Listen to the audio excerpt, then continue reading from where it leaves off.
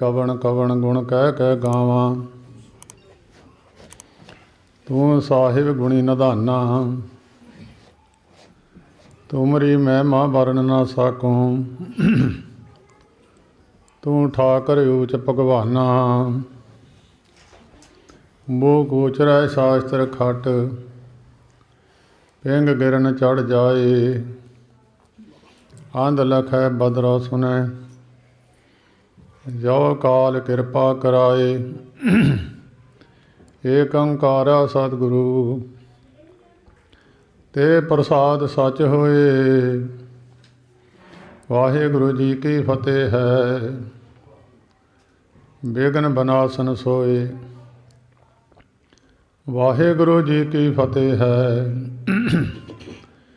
विघ्न बनासन सोए, जुगो जुग अटल।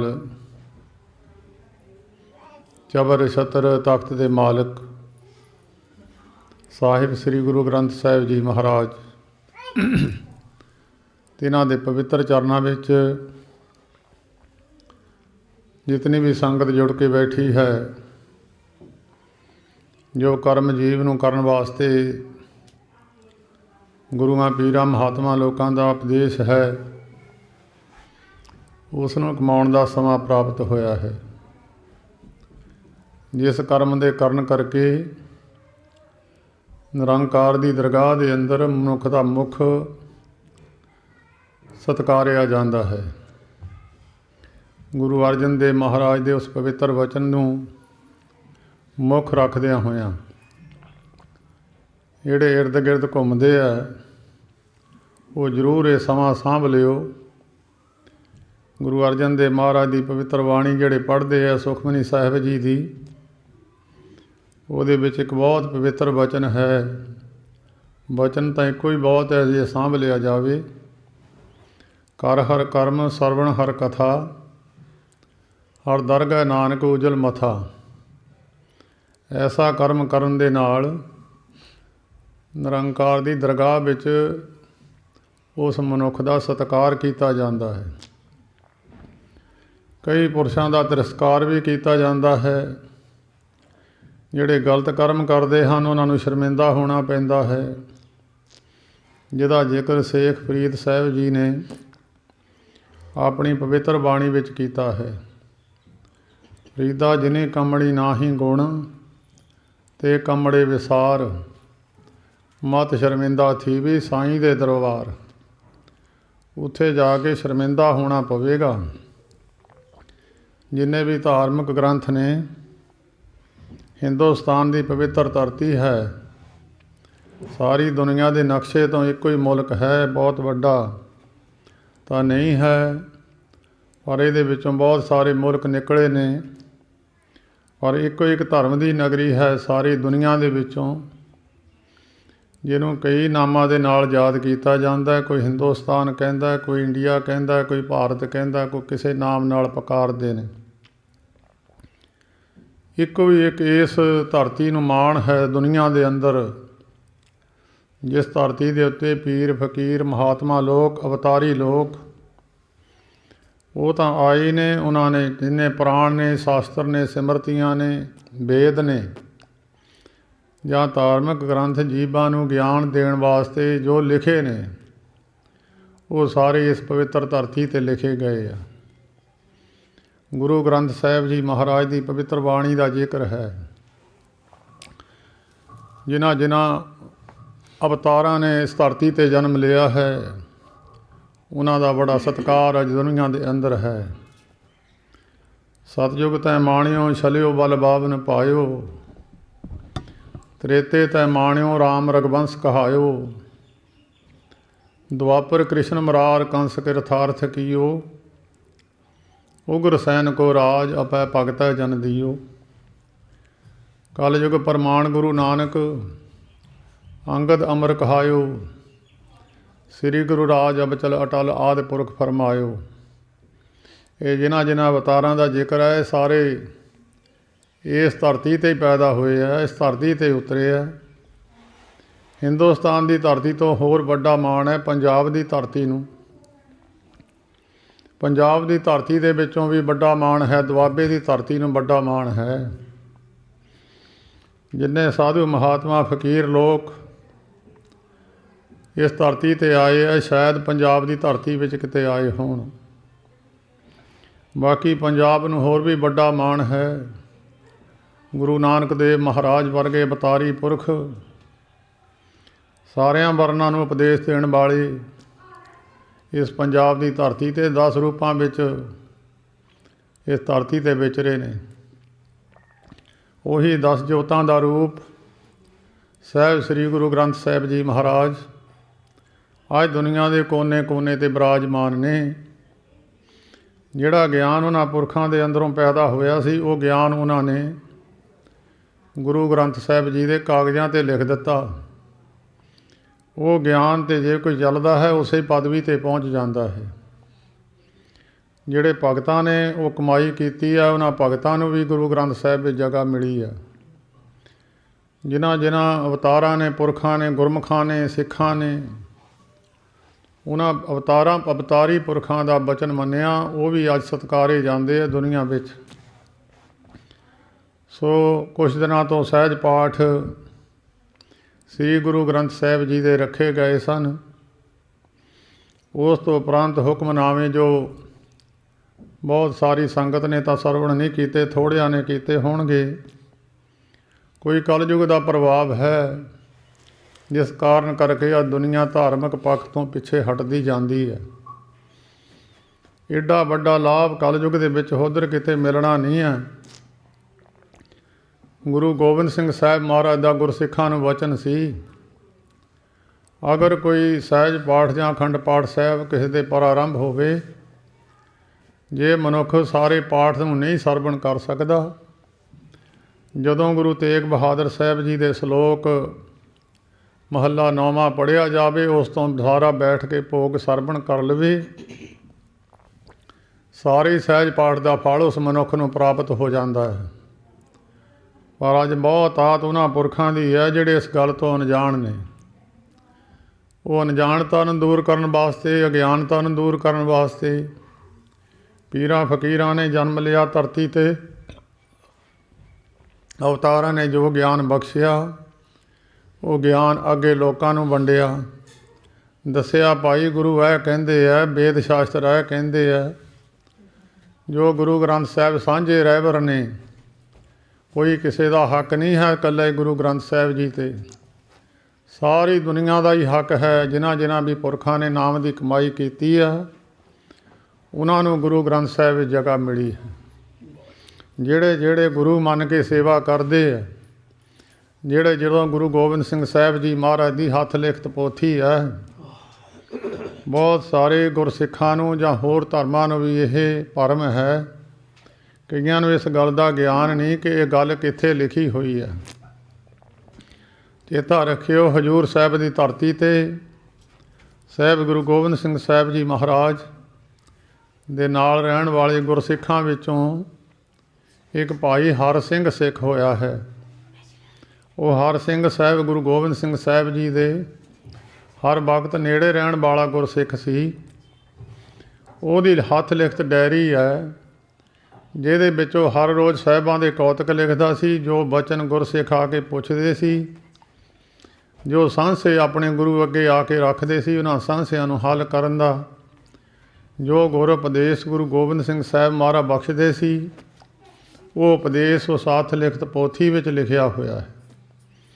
ਉਹਦੇ ਵਿੱਚ ਇੱਕ ਇਹ ਵੀ ਬਚਨ ਲਿਖਿਆ ਹੋਇਆ ਹੈ, ਜਦੋਂ ਸਾਹਿਬ ਗੁਰੂ ਗੋਬਿੰਦ ਸਿੰਘ ਸਾਹਿਬ ਮਹਾਰਾਜ ਦਾ ਅੰਤਮ ਸਮਾਂ ਸੀ, ਉਸ ਵੇਲੇ ਉਹਨਾਂ ਨੇ ਇੱਕ ਬਚਨ ਉਚਾਰ ਕੇ ਗੁਰਸਿੱਖਾਂ ਨੂੰ ਇਹ ਬਚਨ ਕੀਤਾ ਸੀ, ਆਗਿਆ ਪਈ ਅਕਾਲ ਕੀ ਤਵੇ ਚਲਾਇਓ ਪੰਥ। ਇਹ ਹੱਥ ਲਿਖਤ ਪੋਥੀ ਵਿੱਚ ਅੱਖਰ ਲਿਖੇ ਹੋਏ ਨੇ। ਸਭ ਸਿੱਖਨ ਕੋ ਹੁਕਮ ਹੈ ਗੁਰੂ ਮਾਨਿਓ ਗ੍ਰੰਥ। ਗੁਰੂ ਗ੍ਰੰਥ ਜੀ ਮਾਨਿਓ ਪ੍ਰਗਟ ਗੁਰਾਂ ਕੀ ਦੇ।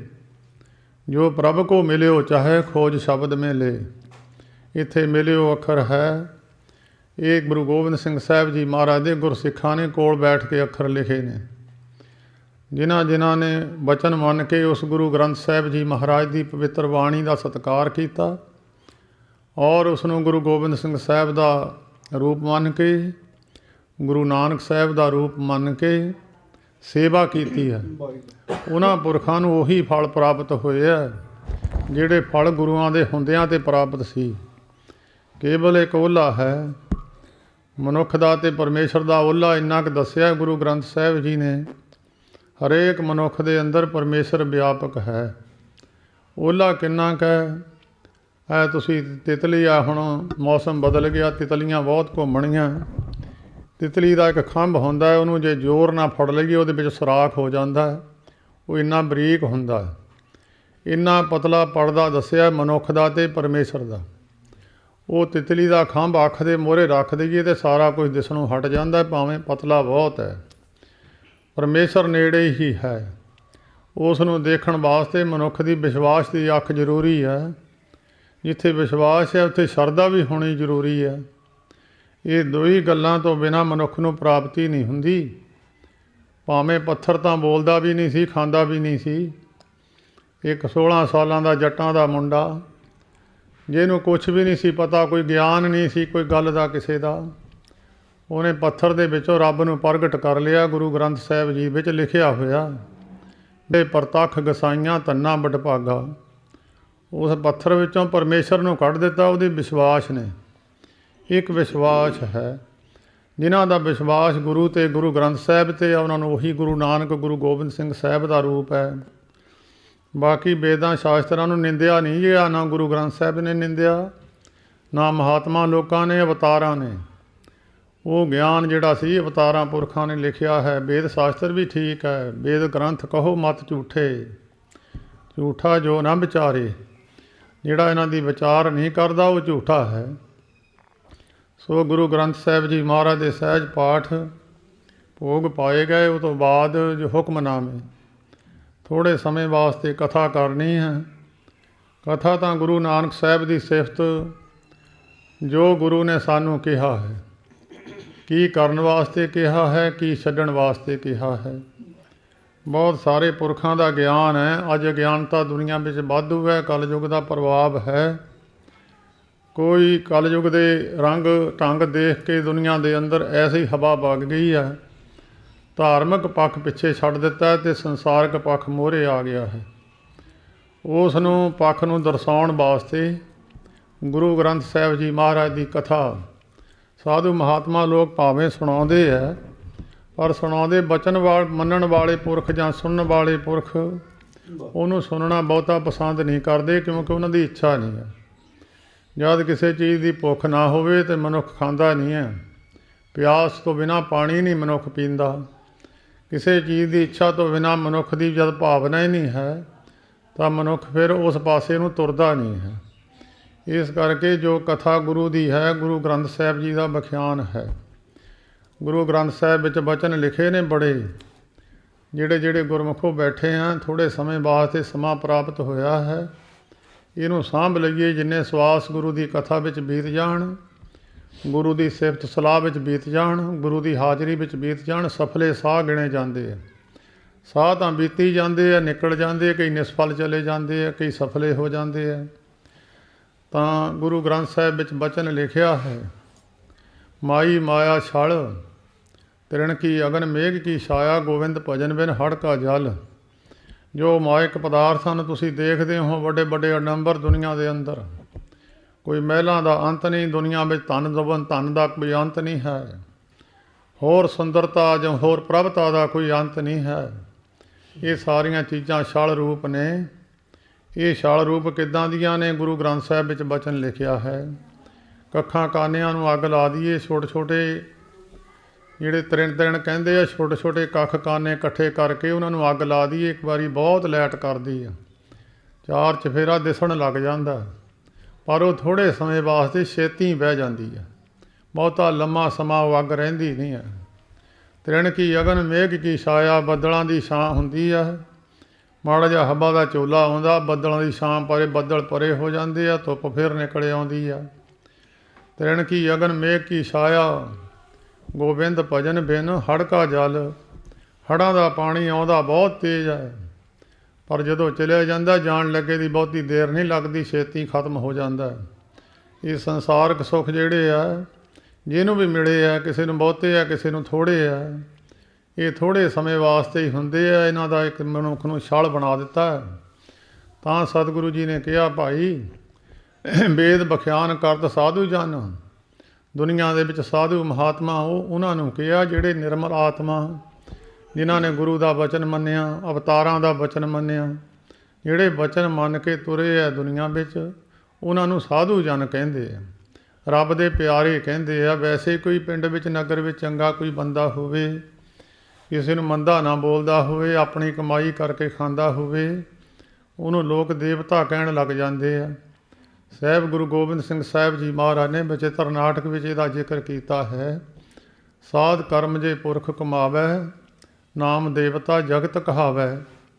ਕੁਕਰਿਤ ਕਰਮ ਜੋ ਜਗਮੋ ਕਰਹੀ, ਅਸੁਰ ਨਾਮ ਤੈਨੂੰ ਹੋ ਕੋ ਤਰਹੀ। ਜੇ ਕੋਈ ਸਾਧਾਂ ਵਾਲੇ ਕਰਮ ਕਰੂਗਾ, ਦੁਨੀਆ ਉਹਨੂੰ ਦੇਵਤਾ ਕਹਿਣ ਲੱਗ ਜਾਂਦੀ, ਭਾਵੇਂ ਹੁੰਦਾ ਬੰਦਾ ਹੀ ਆ, ਪਰ ਦੇਵਤਿਆਂ ਵਾਲੇ ਕਰਮ ਹੁੰਦੇ ਆ ਉਹਦੇ। ਜੇ ਕੋਈ ਬੰਦਾ ਗਲਤ ਕਰਮ ਕਰ ਲੈਣ, ਦੁਨੀਆ ਨੂੰ ਰਾਖਸ਼ ਕਹਿਣ ਲੱਗ ਜਾਂਦੀ, ਹੁੰਦਾ ਤਾਂ ਬੰਦਾ ਹੀ ਆ, ਕਰਮਾਂ ਕਰਕੇ ਉਹਨੂੰ ਨਾਮ ਦਿੱਤਾ ਜਾਂਦਾ। ਜਿਹੜੀਆਂ ਨਿਰਮਲ ਆਤਮਾ ਆ, ਕੇਵਲ ਸੰਸਾਰ ਵਿੱਚ ਭਲਾ ਕਰਨ ਵਾਸਤੇ ਆਪਣੀ ਕਮਾਈ ਕਰਕੇ ਖਾਣੀ ਆ, ਔਰ ਨਿਰਮਲ ਆਤਮਾ ਦੁਨੀਆ ਵਿੱਚ, ਉਹਨਾਂ ਨੂੰ ਕਹਿੰਦੇ ਸਾਧੂ ਜਨ। ਉਹਨੇ ਸਾਧੂ ਮਹਾਤਮਾ ਨੇ ਵੇਦਾਂ ਦਾ ਵਖਿਆਨ ਜਾਂ ਧਾਰਮਿਕ ਗ੍ਰੰਥਾਂ ਦਾ ਵਖਿਆਨ ਕਰਕੇ ਸੰਸਾਰ ਦੇ ਲੋਕਾਂ ਨੂੰ ਦੱਸਿਆ। ਜਿਨ੍ਹਾਂ ਨੇ ਮੰਨ ਲਿਆ ਉਹ ਦੁਆਬ ਸਾਗਰ ਤਰ ਗਏ, ਜਿਹਨੇ ਨਹੀਂ ਮੰਨੇ ਉਹਨਾਂ ਦੀ ਮਰਜ਼ੀ ਹੈ। ਪਰ ਇਹ ਗੁਰੂ ਗ੍ਰੰਥ ਸਾਹਿਬ ਦਾ ਬਚਨ ਹੈ, ਵੇਦ ਬਖਿਆਨ ਕਰਤ ਸਾਧੂ ਜਨ, ਭਾਗਹੀਣ ਸਮਝਤ ਨਹੀਂ ਖਲ। ਖਲ ਕਹਿੰਦੇ ਮੂਰਖ ਨੂੰ, ਭਾਗਾਂ ਤੋਂ ਹੀਣਾ, ਜਿਹਦੇ ਭਾਗ ਮਾੜੇ ਹੈ। ਮੰਦੇ ਕਹਿੰਦੇ ਕਈ ਵਾਰੀ ਮਨੁੱਖ ਨੂੰ ਗਰੀਬੀ ਹੁੰਦੀ, ਕਹਿੰਦੇ ਬਹੁਤ ਮਾੜੇ ਭਾਗ ਹੈ ਇਹਦੇ, ਬੜਾ ਦੁਖੀ ਹੈ। ਭਾਗਹੀਣ ਸਮਝਤ ਨਹੀਂ ਖਲ, ਭਾਗਾਂ ਤੋਂ ਹੀਣਾ ਮੂਰਖ ਕਹਿੰਦੇ ਸਮਝਦਾ ਨਹੀਂ ਹੈ। ਛਾੜ ਸਿਆਣਪ ਬਹੁ ਚਤਰਾਈ, ਦੋਏ ਘਰ ਜੋੜ ਸਾਧੂ ਮੱਗ ਚੱਲ। ਆਪਣੀ ਸਿਆਣਪ ਛੱਡ ਕੇ ਜਿਹੜੇ ਰੱਬ ਦੇ ਪਿਆਰੇ ਉਹਨਾਂ ਦੇ ਮਗਰ ਤੁਰ ਪਾ। ਜਿੱਧਰ ਨੂੰ ਕਹਿੰਦੇ ਆ ਉੱਧਰ ਨੂੰ ਤੁਰ ਪਾ, ਜਿੱਧਰ ਨੂੰ ਜਾਂਦੇ ਮਗਰ ਤੁਰ ਪਾ। ਮਗਰ ਤੁਰਿਆ ਹੋਇਆ ਬੰਦਾ ਜਿੱਥੇ ਮਹਾਤਮਾ ਪਹੁੰਚਦੇ ਉੱਥੇ ਹੀ ਪਹੁੰਚ ਜਾਂਦਾ। ਇਸ ਕਰਕੇ ਪਰਿਵਾਰ ਜਿਹੜੇ ਜਿਸ ਨੌਜਵਾਨ ਨੇ ਮਕਾਨ ਖਰੀਦਿਆ ਹੈ, ਬੀਬੀ ਗੁਰਬਖਸ਼ ਕੌਰ ਦੇ 2 ਪੁੱਤਰ ਹੈ, ਬੜੀ ਸੇਵਾ ਕੀਤੀ ਹੈ ਉਹਨਾਂ ਨੇ। ਸੰਤ ਬਾਬਾ ਜਵਾਲਾ ਸਿੰਘ ਜੀ ਮਹਾਰਾਜ ਹਰਖੋਵਾਲ ਵਾਲੇ ਦੁਆਬੇ ਦੀ ਇੱਕ ਮਹਾਨ ਹਸਤੀ ਹੋਈ ਹੈ, ਜਿਨ੍ਹਾਂ ਦਾ ਜ਼ਿਕਰ ਸਾਹਿਬ ਗੁਰੂ ਗੋਬਿੰਦ ਸਿੰਘ ਸਾਹਿਬ ਜੀ ਮਹਾਰਾਜ ਆਪਣੀ ਲਿਖਤ ਵਿੱਚ ਵੀ ਲਿਖ ਗਏ ਹਨ। ਔਰ ਜਿਨ੍ਹਾਂ ਦਾ ਜ਼ਿਕਰ, ਜਿਨ੍ਹਾਂ ਦਾ ਜਨਮ ਵੀ ਗੁਰੂ ਗੋਬਿੰਦ ਸਿੰਘ ਸਾਹਿਬ ਮਹਾਰਾਜ ਦੇ ਵਚਨਾਂ ਨਾਲ ਹੋਇਆ ਸੀ, ਉਹਨਾਂ ਦੇ ਪਵਿੱਤਰ ਅਸਥਾਨ 'ਤੇ ਬਹੁਤ ਸੇਵਾ ਕੀਤੀ ਹੈ। ਔਰ ਸੇਵਾ ਦਾ ਫਲ ਦੇਖ ਲਓ, ਕਿੱਥੋਂ ਉੱਠ ਕੇ ਕਿੱਥੇ ਪਹੁੰਚੇ ਹੈ। ਇਹ ਕੋਈ ਦੱਸਣ ਦੀ ਗੱਲ ਨਹੀਂ ਹੈ, ਕਿੱਥੋਂ ਤਾਂ ਤੁਰੇ ਸੀ ਔਰ ਕਿੱਥੇ ਤੱਕ ਪਹੁੰਚ ਗਏ। ਸੋ ਅੱਜ ਉਹ ਸੇਵਾ ਦਾ ਫਲ ਹੈ। ਗੁਰੂ ਗ੍ਰੰਥ ਸਾਹਿਬ ਜੀ ਮਹਾਰਾਜ ਦਾ ਸਤਿਕਾਰ ਉਹ ਫੇਰ ਲੈ ਕੇ ਆਏ ਆ ਮਹਾਰਾਜ ਨੂੰ। ਮਹਾਰਾਜ ਤੁਸੀਂ ਮੰਦਰ ਬਖਸ਼ੇ ਆ, ਇਹਨਾਂ ਮੰਦਰਾਂ ਨੂੰ ਪਵਿੱਤਰ ਵੀ ਕਰੋ ਅਤੇ ਕਿਰਪਾ ਵੀ ਕਰੋ, ਬਖਸ਼ਿਸ਼ ਵੀ ਕਰੋ। ਇਸ ਕਰਕੇ ਜੋ ਗੁਰੂ ਗ੍ਰੰਥ ਸਾਹਿਬ ਜੀ ਦੇ ਪਵਿੱਤਰ ਹੁਕਮਨਾਮੇ ਆਏ ਆ, ਉਹਦੀ ਵਿਚਾਰ ਥੋੜ੍ਹੇ ਸਮੇਂ ਵਾਸਤੇ ਠੀਕ ਹੈ। ਗੁਰੂ ਗ੍ਰੰਥ ਸਾਹਿਬ ਜੀ ਦੇ ਬਚਨ ਤਾਂ ਮੁੱਕ ਨਹੀਂ ਸਕਦੇ, ਭਾਵੇਂ 7 ਸਮੁੰਦਰਾਂ ਦੀ ਸਿਆਹੀ ਬਣਾ ਲਈਏ। ਸਾਰੀ ਬਨਸਪਤੀ ਹੈ, ਜਿੰਨੀ ਦੁਨੀਆ ਦੇ ਅੰਦਰ ਦਰਖਤ ਨੇ, ਬਨਸਪਤੀ ਤੁਰੀ ਹੋਈ ਹੈ, ਇਹਨਾਂ ਦੀਆਂ ਕਲਮਾਂ ਬਣਾ ਲਈਏ। ਸਾਧ ਸਮੁੰਦੇ ਮਸ ਕਰੋ ਕਲਮ ਕਰੋ ਬਨਰਾਏ, ਵਸੁਧਾ ਕਾਗਜ਼ ਜੋ ਕਰੋ ਹਰ ਜਸ ਲਿਖਣ ਨਾ ਜਾਏ। ਸਾਰੀ ਧਰਤੀ ਦਾ ਕਾਗਜ਼ ਬਣਾ ਲਈਏ, ਸਾਰੀ ਬਨਸਪਤੀ ਦੀਆਂ ਕਲਮਾਂ ਬਣਾ ਲਈਏ, ਤਾਂ ਸਾਰੇ ਸਮੁੰਦਰਾਂ ਦੀ ਸਿਆਹੀ ਬਣਾ ਲਈਏ, ਹਰੀ ਦਾ ਜਸ ਲਿਖਿਆ ਨਹੀਂ ਜਾ ਸਕਦਾ। ਇਹ ਗੁਰੂ ਗ੍ਰੰਥ ਸਾਹਿਬ ਜੀ ਦਾ ਬਚਨ ਹੈ। ਪਰ ਜਿੰਨਾ ਵੀ ਕਰੀਏ ਜਾਂ ਸੁਣੀਏ, ਉਹਦੇ ਵਿੱਚ ਲਾਭ ਲੈ ਲਈਏ। ਗੁਰੂ ਨੇ ਕੀ ਕਿਹਾ ਹੈ। ਹੁਕਮਨਾਮੇ ਦਾ ਮਤਲਬ ਇਹੀ ਹੁੰਦਾ ਹੈ, ਇਹ ਨਹੀਂ ਕਿ ਹੁਕਮਨਾਮਾ ਵੈਸੇ ਹੀ ਲੈ ਲਿਆ ਅਤੇ ਮਰਜ਼ਾਦਾ ਹੈ। ਮਰਜ਼ਾਦਾ ਜਦੋਂ ਕੋਈ 6 ਮਹੀਨੇ ਜਾਂ ਸਾਲ ਪਰ ਕੇਸ ਲੜਦਾ, ਉਹ ਕੇਸ ਦੇ ਮਗਰੋਂ ਇੱਕ ਹੁਕਮ ਦੀ ਤਰੀਕ ਹੁੰਦੀ ਹੈ। ਉਹਦੇ ਵਿੱਚ ਤਰੀਕ ਹੁੰਦੀ ਆ ਕੋਈ ਜਿਹੜਾ ਅਸੀਂ ਪਾਠ ਰੱਖਿਆ ਸੀ ਜਾਂ ਜਿਸ ਕਾਰਜ ਵਾਸਤੇ ਗੁਰੂ ਨੂੰ ਅਸੀਂ ਲੈ ਕੇ ਆਏ ਸੀ, ਉਹਦੇ ਵਿੱਚ ਕੋਈ ਕੁਤਾਹੀ ਤਾਂ ਨਹੀਂ ਹੋਈ, ਸਾਡੇ ਕੋਲੋਂ ਕੋਈ ਬੇਸਤਕਾਰੀ ਤਾਂ ਨਹੀਂ ਹੋਈ, ਆਇਆ ਗੁਰੂ ਦੀ ਖੁਸ਼ੀ ਮਿਲੀ ਹੈ ਕਿ ਨਹੀਂ ਮਿਲੀ, ਇਹ ਦੇਖਣ ਵਾਸਤੇ ਹੁਕਮਨਾਮਾ ਹੁੰਦਾ ਹੈ। ਹੁਕਮਨਾਮਾ ਵੈਸੇ ਪਰਿਵਾਰ ਵਾਲੇ ਤਾਂ ਬਹੁਤਾ ਧਿਆਨ ਨਹੀਂ ਰੱਖਦੇ, ਜਿਨ੍ਹਾਂ ਨੂੰ ਸੋਝੀ ਆ ਜ਼ਰੂਰ ਰੱਖਦੇ ਆ। ਇਸ ਕਰਕੇ ਹੁਕਮਨਾਮਾ ਜਿਨ੍ਹਾਂ ਨੂੰ ਸੋਝੀ ਹੈ, ਜਿਨ੍ਹਾਂ ਮਹਾਂਪੁਰਖਾਂ ਨੂੰ ਸੋਝੀ ਹੈ, ਉਹਨਾਂ ਨੂੰ ਇਸ ਗੱਲ ਦਾ ਗਿਆਨ ਹੈ, ਉਹ ਪਤਾ ਲੱਗ ਜਾਂਦਾ ਗੁਰੂ ਨੇ ਕੀ ਕਿਹਾ, ਗੁਰੂ ਨਾਰਾਜ਼ ਹੈ ਜਾਂ ਨਹੀਂ ਨਾਰਾਜ਼। ਇਹ ਨਹੀਂ ਗੱਲ ਵੀ ਗੁਰੂ ਨਾਰਾਜ਼ ਨਹੀਂ ਹੁੰਦਾ ਕਿਸੇ ਤੇ, ਨਾਰਾਜ਼ ਵੀ ਹੋਇਆ ਕਈਆਂ ਤੇ ਖੁਸ਼ ਵੀ ਹੋਇਆ। ਇਹ ਨਹੀਂ ਕਿ ਬੱਚਾ ਗਲਤ ਕਰਮ ਕਰਦਾ ਰਹੇ ਮਾਤਾ ਪਿਤਾ ਖੁਸ਼ ਹੀ ਹੁੰਦੇ ਰਹਿਣ, ਕਦੀ ਖੁਸ਼ ਨਹੀਂ ਹੁੰਦੇ। ਬੱਚਾ ਗਲਤ ਕਰਮ ਕਰੇ ਮਾਤਾ ਪਿਤਾ ਨਾਰਾਜ਼ ਹੁੰਦੇ ਆ, ਬੱਚਾ ਚੰਗੇ ਕਰਮ ਕਰੇ ਮਾਤਾ ਪਿਤਾ ਖੁਸ਼ ਹੁੰਦੇ ਆ। ਇਸ ਕਰਕੇ ਹੁਕਮਨਾਮੇ ਦੀ ਵਿਚਾਰ ਹੈ, ਜਿਹੜੀ ਵਿਚਾਰ ਜਿੰਨੀ ਕੁ ਮਤ ਬੁੱਧੀ ਮਹਾਂਪੁਰਸ਼ਾਂ ਨੇ ਬਖਸ਼ੀ ਹੈ। ਮਤ ਬੁੱਧੀ ਤਾਂ ਗੁਰੂ ਆਪ ਹੀ ਬੈਠਾ ਅੰਦਰ ਸਾਰਿਆਂ ਦੇ ਅੰਦਰ। ਕਿਸੇ ਸਭ ਉੱਪਰ ਨਜ਼ਰ ਹੈ ਤੇਰੀ, ਕਿਸੇ ਥੋੜ੍ਹੀ ਕਿਸੇ ਹੈ ਕਨੇਰੀ। ਨਜ਼ਰ ਸਾਰਿਆਂ 'ਤੇ ਉਹਦੀ ਹੈ, ਕਿਸੇ 'ਤੇ ਥੋੜ੍ਹੀ ਹੈ ਕਿਸੇ 'ਤੇ ਜ਼ਿਆਦਾ ਹੈ। ਇਸ ਕਰਕੇ ਜਿੰਨੀ ਜਿੰਨੀ ਆਪ ਆਪਣੀ ਬੁੱਧ ਹੈ ਜੇਤੀ, ਮਾਰਣ ਪਿੰਨ ਪਿੰਨ ਤੋਹੇ ਤੇਤੀ। ਤੁਮਰਾ ਲਖਾ ਨਾ ਜਾਏ ਪਸਾਰਾ, ਕੇਵਲ ਸਜਾ ਪ੍ਰਥਮ ਸੰਸਾਰਾ। ਮਹਾਰਾਜ ਤੁਹਾਡਾ ਪਸਾਰਾ ਲਿਖਿਆ ਨਹੀਂ ਜਾ ਸਕਦਾ ਜੀ।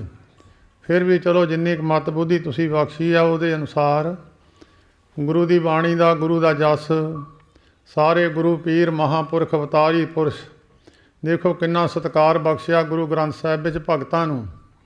ਉਹਨਾਂ ਦੀ ਕੋਈ ਜਾਤ ਨਹੀਂ ਦੇਖੀ, ਉਹਨਾਂ ਦਾ ਕਰਮ ਵੀ ਨਹੀਂ ਦੇਖਿਆ ਕਿਹੜਾ ਕਰਮ ਕਰਦੇ ਆ। ਸਾਰੇ ਗੁਰੂ ਗ੍ਰੰਥ ਸਾਹਿਬ ਦੇ ਵਿੱਚ ਕਿਸੇ ਵੀ ਜਗ੍ਹਾ 'ਤੇ ਗੁਰੂ ਨਾਨਕ ਦੇਵ ਜੀ ਨਹੀਂ ਲਿਖਿਆ ਕਿਤੇ ਵੀ। ਬਾਣੀ ਗੁਰੂ ਨਾਨਕ ਦੇਵ ਜੀ ਦੀ ਜਾਂ ਬਾਣੀ ਗੁਰੂ ਅਰਜਨ ਦੇਵ ਜੀ ਦੀ ਕਿਤੇ ਨਹੀਂ ਲਿਖਿਆ। ਅਤੇ ਜਦੋਂ ਭਗਤਾਂ ਦੀ ਬਾਣੀ ਆਈ ਹੈ, ਗੁਰੂ ਅਰਜਨ ਦੇਵ ਮਹਾਰਾਜ ਨੇ ਵੱਡਾ ਸਤਿਕਾਰ ਕੀਤਾ ਭਗਤਾਂ ਦਾ। ਬਾਣੀ ਭਗਤ ਰਵਿਦਾਸ ਜੀ ਕੀ, ਬਾਣੀ ਕਬੀਰ ਜੀ ਕੀ, ਬਾਣੀ ਪੀਪਾ ਜੀ ਕੀ, ਬਾਣੀ ਸਦਨਾ ਜੀ ਕੀ। ਇਹ ਸਾਰਿਆਂ ਨੂੰ ਜੀ ਕਹਿ ਕੇ ਵੱਡਾ ਸਤਿਕਾਰ ਮਾਣ ਬਖਸ਼ਿਆ ਗੁਰੂ ਗ੍ਰੰਥ ਸਾਹਿਬ ਜੀ ਦੇ ਅੰਦਰ। ਸੋ ਜੋ ਹੁਕਮਨਾਮੇ ਸਤਿਗੁਰੂ ਜੀ ਨੇ ਬਖਸ਼ਿਸ਼ ਕੀਤੇ ਹੈ, ਭਾਵੇਂ ਥੋੜ੍ਹੇ ਸੰਗਤ ਥੋੜ੍ਹੀ ਹੋਵੇ, ਗੁਰਮੁਖੋ ਸੁਨਿਆਰਿਆਂ ਦੀ ਦੁਕਾਨ 'ਤੇ ਗਾਹਕ ਤਾਂ ਥੋੜ੍ਹੇ ਹੁੰਦੇ ਆ ਪਰ ਪੈਸੇ ਵਾਲੇ ਹੁੰਦੇ ਆ। ਵੱਡੇ ਕਰਮਾਂ ਵਾਲੇ ਉਹੀ ਬਹਿੰਦੇ ਆ ਗੁਰੂ ਦੀ ਗੱਲ ਸੁਣਨ। ਜਿਹਦੇ ਕੋਲ ਜ਼ਿਆਦਾ ਪੈਸੇ ਉਹ ਸੁਨਿਆਰੇ ਦੀ ਦੁਕਾਨ 'ਤੇ ਖੜ੍ਹਾ ਹੁੰਦਾ, ਜਿਹਦੇ ਕੋਲ ਥੋੜ੍ਹੇ ਆ ਉਹ ਸਬਜ਼ੀ ਮੰਡੀ ਵਿੱਚ ਖੜ੍ਹਾ ਹੁੰਦਾ।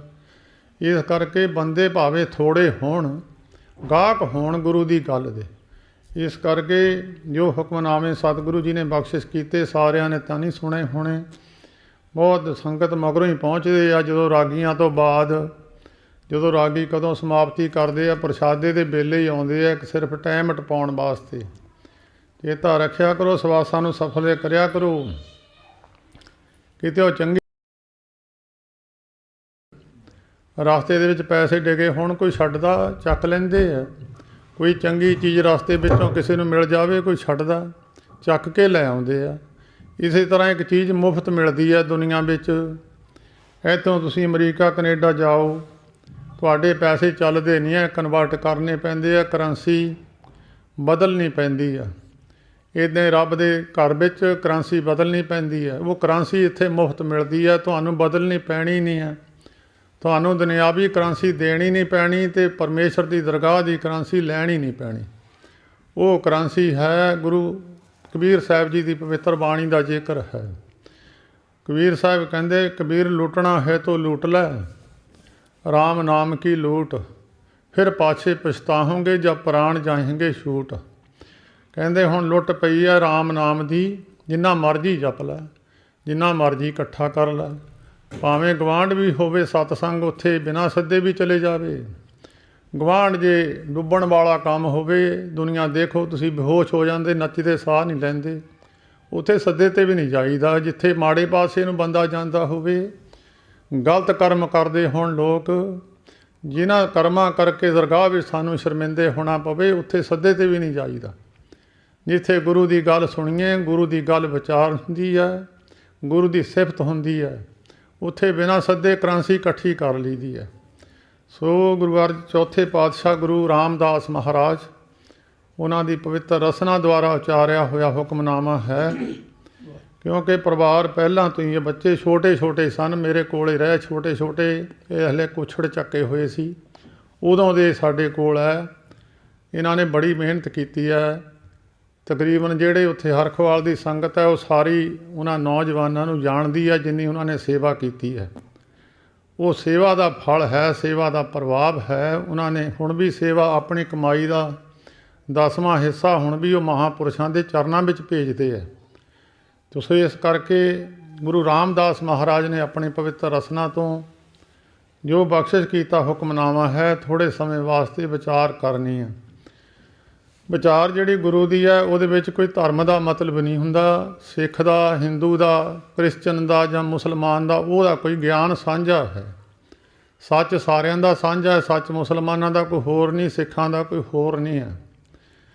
ਜਿਹੜੀ ਨਿੰਦਿਆ ਚੁਗਲੀ ਸਾਰੇ ਧਰਮਾਂ ਨੇ ਕਿਹਾ ਨਹੀਂ ਕਰਨੀ ਹੈ, ਚੋਰੀ ਚੀਜ਼ ਕਿਸੇ ਦੀ ਸਾਰੇ ਧਰਮਾਂ ਨੇ ਕਿਹਾ ਨਹੀਂ ਚੱਕਣੀ, ਗਿਆਨ ਤਾਂ ਸਾਂਝਾ ਹੀ ਹੈ। ਗਿਆਨ ਤਾਂ ਭਾਵੇਂ ਮੁਸਲਮਾਨਾਂ ਦਾ ਗਿਆਨ ਹੋਵੇ, ਭਾਵੇਂ ਹਿੰਦੂਆਂ ਦਾ ਹੋਵੇ, ਭਾਵੇਂ ਕਿਸੇ ਵੀ ਧਰਮ ਦਾ, ਗਿਆਨ ਤਾਂ ਗਿਆਨ ਹੈ।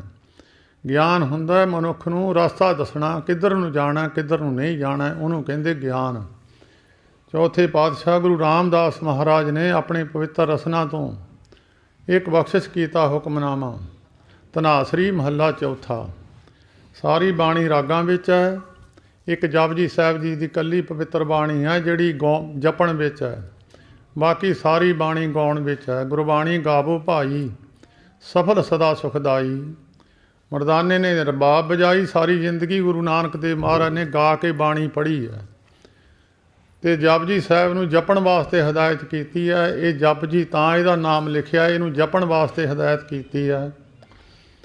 ਅਤੇ ਜਿਹੜੇ ਜਪਦੇ ਆ ਉਹਨਾਂ ਨੂੰ ਪਤਾ ਹੈ, ਜਿਹੜੇ ਗਾਉਂਦੇ ਉਹਨਾਂ ਨੂੰ ਵੀ ਪਤਾ ਹੈ। ਸਾਰੇ ਰਾਗਾਂ ਦਾ ਜ਼ਿਕਰ ਪਿੱਛੇ ਗੁਰੂ ਗ੍ਰੰਥ ਸਾਹਿਬ ਜੀ ਦੇ ਪਿੱਛੇ ਰਾਗਮਾਲਾ ਵਿੱਚ ਭਾਈ ਗੁਰਦਾਸ ਜੀ ਨੇ ਗੁਰੂ ਅਰਜਨ ਦੇਵ ਮਹਾਰਾਜ ਦਾ ਬਚਨ ਮੰਨ ਕੇ ਉਹਨਾਂ ਸਾਰਿਆਂ ਰਾਗਾਂ ਦੀਆਂ ਇਸਤਰੀਆਂ, ਉਹਨਾਂ ਦੇ ਪੁੱਤਰ ਸਾਰਿਆਂ ਦੇ ਨਾਮ ਦਰਜ ਕੀਤੇ ਆ। ਇਹ ਧਨਾਸਰੀ ਰਾਗਣੀ ਹੈ। ਧਨਾਸਰੀ ਇਹ ਪੰਚੋਂ ਗਾਈ, ਮਾਲ ਰਾਗ ਕੋ ਸਕ ਸੰਗ ਲਾਈ। ਕੌਂਸ ਰਾਗ ਦੀ ਇਸਤਰੀ ਹੈ। ਇਸ ਰਾਗ ਦੇ ਅੰਦਰ ਇਸ ਸ਼ਬਦ ਨੂੰ ਗਾਉਣ ਵਾਸਤੇ ਹਦਾਇਤ ਕੀਤੀ ਹੈ ਗੁਰੂ ਰਾਮਦਾਸ ਮਹਾਰਾਜ ਨੇ। ਇਹ ਰਾਗੀਆਂ ਨੇ ਸ਼ਬਦ ਗਾਉਣਾ ਹੁੰਦਾ। ਜਿਹੜੇ ਰਾਗੀ ਰਾਗ ਵਿਦਿਆ ਦੇ ਜਾਣੂ ਹੈ ਉਹਨਾਂ ਵਾਸਤੇ ਗੱਲ ਹੈ, ਕਿਹੜੇ ਘਰ ਵਿੱਚ ਗਾਉਣਾ, ਕਿਹੜੇ ਤਾਲ ਵਿੱਚ ਗਾਉਣਾ, ਕਿਹੜੇ ਰਾਗ ਵਿੱਚ ਗਾਉਣਾ, ਇਹ ਰਾਗੀਆਂ ਨੂੰ ਹਦਾਇਤ ਕੀਤੀ ਗੁਰੂ ਰਾਮਦਾਸ ਮਹਾਰਾਜ ਨੇ। ਆਪਾਂ ਵਾਸਤੇ ਇੱਕ ਵਿਚਾਰ ਹੈ। ਧਨਾਸਰੀ ਮਹੱਲਾ ਚੌਥਾ। ਚੌਥੇ ਗੁਰੂ ਰਾਮਦਾਸ ਮਹਾਰਾਜ। ਮਹੱਲੇ ਦਾ ਅਰਥ ਹੈ ਪਾਤਸ਼ਾਹ, ਮਹੱਲੇ ਦਾ ਅਰਥ ਹੈ ਸਰੂਪ। ਚੌਥੇ ਪਾਤਸ਼ਾਹ, ਚੌਥੇ ਗੁਰੂ ਨਾਨਕ ਦੇ ਚੌਥੇ ਸਰੂਪ ਗੁਰੂ ਰਾਮਦਾਸ ਮਹਾਰਾਜ ਆਪਣੀ ਪਵਿੱਤਰ ਰਸਨਾ ਤੋਂ ਬਖਸ਼ਿਸ਼ ਕੀਤਾ ਹੋਇਆ ਹੁਕਮਨਾਮਾ ਸਤਿਗੁਰੂ ਜੀ ਨੇ ਬਖਸ਼ਿਸ਼ ਕੀਤਾ ਹੈ ਪਰਿਵਾਰ ਨੂੰ। ਇੱਛਾ ਪੂਰਕ ਸਰਬ ਸੁਖ ਦਾਤਾ ਹਰ। ਹਰੇਕ ਮਨੁੱਖ ਦੀ ਇੱਛਾ ਹੈ, ਪਸ਼ੂ ਦੀ ਵੀ ਇੱਛਾ ਹੈ, ਜਿਹੜੀ ਬਨਸਪਤੀ ਹੈ ਉਹਦੀ ਵੀ ਇੱਛਾ ਹੈ। ਜਿਹੜੇ ਬੂਟੇ ਆ ਇਹ ਵੀ ਖਾਦ ਚਾਹੁੰਦੇ ਆ, ਢੇਰ ਚਾਹੁੰਦੇ ਆ। ਜਿਹੜੇ ਜਾਨਵਰ ਪਸ਼ੂ ਪੰਛੀ ਉਹ ਵੀ ਖੁਰਾਕ ਚਾਹੁੰਦੇ ਆ। ਮਨੁੱਖ ਦੀ ਵੀ ਇੱਛਾ ਹੈ ਚੰਗੇ ਕੱਪੜੇ ਹੋਣ, ਚੰਗਾ ਧਨ ਦੌਲਤ ਹੋਵੇ, ਮੇਰੀ ਮਾਣ ਸੋਭਾ ਵਡਿਆਈ ਹੋਵੇ ਅਤੇ ਮੈਨੂੰ ਸਤਿਕਾਰ ਲੋਕ ਦੇਣ, ਮੇਰਾ ਸੁੰਦਰ ਸਰੀਰ ਹੋਵੇ, ਸੁੰਦਰ ਮਕਾਨ ਹੋਵੇ, ਸੁੰਦਰ ਗੱਡੀ ਹੋਵੇ। ਹਰੇਕ ਮਨੁੱਖ ਦੀ ਇੱਛਾ ਹੈ। ਇੱਛਾ ਸਾਰੇ ਸੰਸਾਰ ਵਿੱਚ ਰਾਜਿਆਂ ਦੀਆਂ ਵੀ ਪੂਰੀਆਂ ਨਹੀਂ ਹੁੰਦੀਆਂ। ਮਤ ਭੁਲੇਖਾ ਕਿਸੇ ਨੂੰ ਰਹਿ ਜਾਵੇ, ਰਾਜਿਆਂ ਕੋਲ ਧਨ ਜ਼ਿਆਦਾ ਹੈ, ਇਹਨਾਂ ਦੀਆਂ ਇੱਛਾ ਪੂਰੀਆਂ ਹੋ ਗਈਆਂ। ਰਾਜਿਆਂ ਨੂੰ ਪੁੱਛ ਕੇ ਦੇਖੋ ਤੁਹਾਡੀਆਂ ਇੱਛਾ ਪੂਰੀਆਂ ਨੇ। ਕਿਸੇ ਨੂੰ ਅਸਾਧ ਰੋਗ ਲੱਗ ਜਾਵੇ, ਕੋਈ ਉਹਦਾ ਇਲਾਜ ਨਾ ਹੋਵੇ, ਰਾਜੇ ਕੋਈ ਇੱਛਾ ਪੂਰੀ ਨਹੀਂ ਹੋ ਸਕਦੀ ਕਦੀ ਵੀ।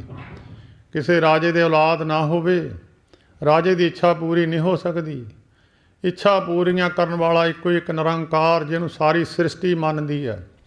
ਕੋਈ ਕਿਸੇ ਰੂਪ ਵਿੱਚ ਮੰਨਦਾ ਹੈ, ਕੋਈ ਕਿਸੇ ਰੂਪ ਵਿੱਚ ਮੰਨਦਾ ਹੈ, ਕੋਈ ਦੇਵਤਿਆਂ ਨੂੰ ਮੰਨਦਾ ਹੈ, ਕੋਈ ਦੇਵੀਆਂ ਨੂੰ ਮੰਨਦਾ, ਉਹ ਵੀ ਠੀਕ ਹੈ। ਅਵਤਾਰੀ ਪੁਰਸ਼ ਨੇ, ਉਹਨਾਂ ਨੇ ਵੀ ਨਿਰੰਕਾਰ ਦਾ ਸਿਮਰਨ ਕੀਤਾ ਹੈ। ਮਾੜੇ ਨਹੀਂ ਕਿਸੇ ਨੂੰ ਕਿਹਾ ਜਾ ਸਕਦਾ। ਜਿਨ੍ਹਾਂ ਨੇ ਪਰਮੇਸ਼ਰ ਦਾ ਭਜਨ ਕੀਤਾ ਹੈ, ਗਾਵਣ ਤੁਧਨੋਂ ਇੰਦਰ ਆਸਣ ਬੈਠੇ, ਦੇਵਤਿਆਂ ਦਰ ਨਾਲੇ। ਮਹਾਰਾਜ ਤੈਨੂੰ ਦੇਵਤੇ ਸਾਰੇ ਹੀ ਗਾਉਂਦੇ ਆ। ਉਹਨਾਂ ਦੀ ਨਿੰਦਿਆ ਕਰਨ ਵਾਲੇ ਫਿਰ ਕੌਣ ਹੋਣਗੇ ਭਾਈ? ਇਹ ਸਾਰੇ ਜਿਹਨੂੰ ਵੀ ਕੋਈ ਮੰਨਦਾ ਹੈ, ਉਹਨਾਂ ਪੁਰਖਾਂ ਨੇ ਉਹ ਇੱਛਾ ਪੂਰਨ ਕਰਨ ਵਾਸਤੇ, ਇੱਛਾ ਪੂਰੀਆਂ ਕਰਨ ਵਾਸਤੇ ਮਨੁੱਖ ਆਪਣੇ ਦੇਵੀ ਦੇਵਤਿਆਂ ਨੂੰ, ਮਹਾਤਮਾ ਨੂੰ ਮੰਦਰਾਂ ਵਿੱਚ, ਮਸੀਤਾਂ ਵਿੱਚ, ਗੁਰਦੁਆਰਿਆਂ ਵਿੱਚ ਉਹਨਾਂ ਇੱਛਾ ਨੂੰ ਪੂਰੀਆਂ ਕਰਨ ਵਾਸਤੇ ਪਹੁੰਚਦਾ ਹੈ। ਇੱਕ ਚੇਤਾ ਰੱਖਿਓ, ਤੁਹਾਡੇ ਵਿੱਚ ਬਹੁਤ ਸਾਰੇ ਪ੍ਰੇਮੀ ਵੀ ਬੈਠੇ ਹੋਣਗੇ।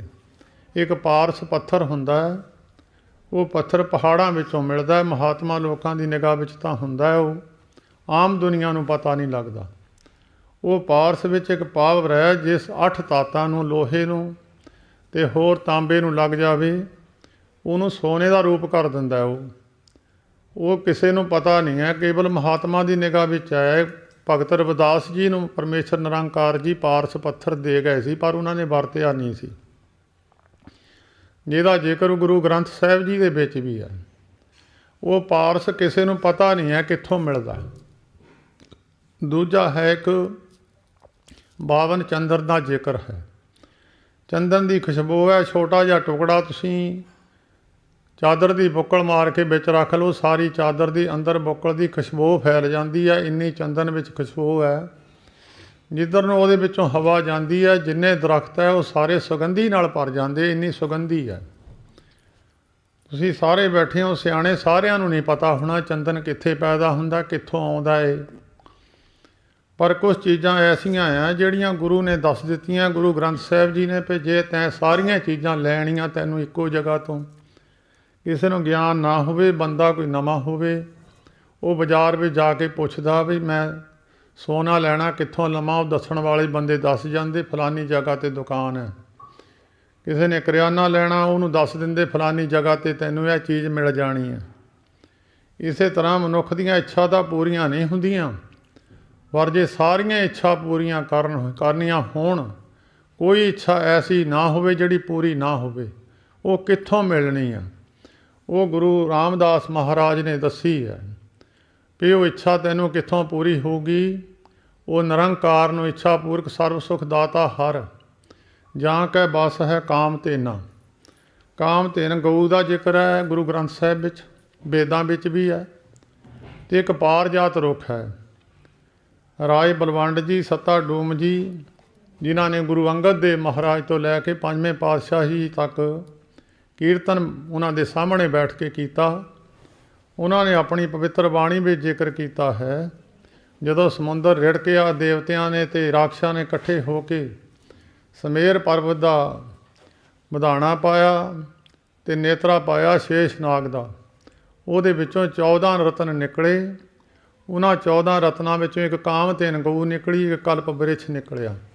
ਵੈਸੇ 14 ਰਤਨਾਂ ਦਾ ਗੁਰੂ ਗ੍ਰੰਥ ਸਾਹਿਬ ਵਿੱਚ ਜ਼ਿਕਰ ਵੀ ਹੈ। ਅੰਮ੍ਰਿਤ ਭਗਤ ਤਰਲੋਚਨ ਜੀ ਦੀ ਪਵਿੱਤਰ ਬਾਣੀ ਵਿੱਚ ਜ਼ਿਕਰ ਹੈ। ਅੰਮ੍ਰਿਤ ਸਸੀਆ ਤੇਨ ਲక్ష్ਮੀ, ਕਲਪਤਰ ਸਿਖਰ ਸੁਨਾਗਰ, ਨਦੀ ਚੇ ਨਾਥੰ, ਕਲਪ ਬ੍ਰਿਛ ਅਤੇ ਕਾਮਧੇਨ ਗਊ। ਉਹ ਕਲਪ ਬ੍ਰਿਛ ਇੰਦਰ ਦੇ ਬਾਗ ਵਿੱਚ ਹੈ, ਜਿਹਨੂੰ ਕਿਸੇ ਟਾਈਮ 'ਤੇ ਭਗਵਾਨ ਕ੍ਰਿਸ਼ਨ ਆਪਣੇ ਘਰਵਾਲੀ ਸੱਤਿਆ ਭਾਮਾ ਨੂੰ ਖੁਸ਼ ਕਰਨ ਵਾਸਤੇ ਇੰਦਰ ਦੇ ਰਾਜ ਵਿੱਚੋਂ ਲੈ ਕੇ ਆਏ ਸੀ, ਜਿਹਦਾ ਜ਼ਿਕਰ ਆਸਾ ਜੀ ਦੀ ਵਾਰ ਵਿੱਚ ਗੁਰੂ ਨਾਨਕ ਦੇਵ ਮਹਾਰਾਜ ਨੇ ਲਿਖਿਆ ਹੈ। ਪਾਰਜਾਤ ਗੋਪੀ ਲੈ ਆਇਆ, ਬਿੰਦਰਾਵਨ ਮੈਂ ਰੰਗ ਕੀਆ, ਇਹਦਾ ਜ਼ਿਕਰ ਕੀਤਾ ਹੈ। ਉਹ ਕਲਪ ਬ੍ਰਿਛ ਇੰਦਰ ਦੇ ਰਾਜ ਵਿੱਚ ਹੈ। ਇੱਕ ਕਾਮਧੇਨ ਗਊ ਹੈ। ਕਲਪ ਬ੍ਰਿਛ ਦੇ ਥੱਲੇ ਬੈਠ ਜਾਓ, ਜਿਹੜੀ ਤੁਹਾਡੀ ਇੱਛਾ ਹੋਊਗੀ ਇੱਛਾ ਪੂਰੀ ਹੋ ਜਾਊਗੀ। ਉਹ ਦਰਖਤ ਵਿੱਚ ਇੱਕ ਪਾਵਰ ਹੈ, ਉਹਦੇ ਥੱਲੇ ਜਿਹੜੀ ਵੀ ਇੱਛਾ ਬਣਾਓਗੇ ਇੱਛਾ ਪੂਰੀ ਹੋ ਜਾਊਗੀ। ਇੱਕ ਕਾਮਧੇਨ ਗਊ ਹੈ। ਜਦੋਂ ਸਮੁੰਦਰ ਰਿੜਕਿਆ, ਕਾਮਧੇਨ ਗਊ ਨਿਕਲੀ। ਉਹਨਾਂ ਨੇ, ਭਗਵਾਨ ਨੇ ਕਿਹਾ ਸੀ ਦੇਵਤਿਆਂ ਅਤੇ ਰਾਖਸ਼ਾਂ ਨੂੰ ਵੀ ਜਿਹੜੀ ਚੀਜ਼ ਨਿਕਲੂਗੀ ਤੁਸੀਂ ਇੱਕ ਇੱਕ ਚੀਜ਼ ਲੈ ਲਿਓ। ਜਿੱਦਾਂ ਇੱਕ ਚੀਜ਼ ਨਿਕਲੀ ਆ ਦੇਵਤਿਆਂ ਨੂੰ ਦੇਤੀ, ਦੂਜੀ ਨਿਕਲੀ ਰਾਖਸ਼ਾਂ ਨੂੰ ਦੇਤੀ। ਜਦੋਂ ਲక్ష్ਮੀ ਜੀ ਨਿਕਲੇ ਤਾਂ ਲక్ష్ਮੀ ਜੀ ਨੇ ਦੋਹਾਂ ਕੋਲ ਜਾਣ ਤੋਂ ਇਨਕਾਰੀ ਹੋ ਗਏ। ਕਹਿੰਦੇ ਨਾ ਮੈਂ ਰਾਖਸ਼ਾਂ ਕੋਲ ਜਾਣਾ, ਨਾ ਮੈਂ ਦੇਵਤਿਆਂ ਕੋਲ ਜਾਣਾ। ਦੇਵਤਿਆਂ ਕੋਲ ਜਾਂਦੇ ਆ ਤੇ ਵੀ ਹੰਕਾਰੀ ਹੋ ਜਾਂਦੇ ਆ, ਰਾਖਸ਼ਾਂ ਕੋਲ ਜਾਂਦੇ ਆ ਮੈਨੂੰ ਪੁੱਠੇ ਪਾਸੇ ਵਰਤਦੇ ਆ, ਗਲਤ ਪਾਸੇ ਮਾਇਆ ਲਾਉਂਦੇ ਆ। ਮੈਂ ਨਿਰੰਕਾਰ ਦੇ ਚਰਨਾਂ ਵਿੱਚ ਰਹਿਣਾ। ਜਦੋਂ ਕਾਮਧੇਨ ਗਊ ਨਿਕਲੀ, ਫਿਰ ਨਿਰੰਕਾਰ ਜੀ ਨੇ ਇਹਦੇ ਵਿੱਚ ਪਤਾ ਨਹੀਂ ਕਿਹਦੀ ਬਾਰੀ, ਪਤਾ ਨਹੀਂ ਕਿਹਦੀ ਸੀ, ਪਰ ਨਿਰੰਕਾਰ ਜੀ ਨੇ ਇਹ ਗੱਲ ਦੇਵਤਿਆਂ ਰਾਖਸ਼ਾਂ ਨੂੰ ਕਹੀ। ਕਹਿਣ ਲੱਗੇ ਵੀ ਇਹ ਜਿਹੜੀ ਚੀਜ਼ ਨਿਕਲੀ ਆ ਤੁਸੀਂ ਇਹ ਸਾਧੂਆਂ ਨੂੰ ਦੇ ਦਿਓ। ਕਿਆ ਕਰਦੇ ਆ, ਜਦੋਂ ਉਹਨਾਂ ਨੂੰ ਕਿਸੇ ਚੀਜ਼ ਦੀ ਜ਼ਰੂਰਤ ਪੈਂਦੀ ਉਹਨਾਂ ਨੂੰ ਰਾਜਿਆਂ ਕੋਲ ਜਾਣਾ ਪੈਂਦਾ, ਉਹਨਾਂ ਨੂੰ ਮੰਗਣ ਨਾ ਜਾਣਾ ਪਵੇ। ਇਹ ਚੀਜ਼ ਤੁਸੀਂ ਸਾਧੂਆਂ ਨੂੰ ਦੇ ਦਿਓ। ਔਰ ਇਹ ਜਿਹੜੀ ਚੀਜ਼ ਹੈ ਦੇਵਤਿਆਂ ਦੇ ਕੋਲ, ਇੰਦਰ ਦੇ ਕੋਲ ਰਾਖਵੀਂ ਰੱਖ ਦਿਓ।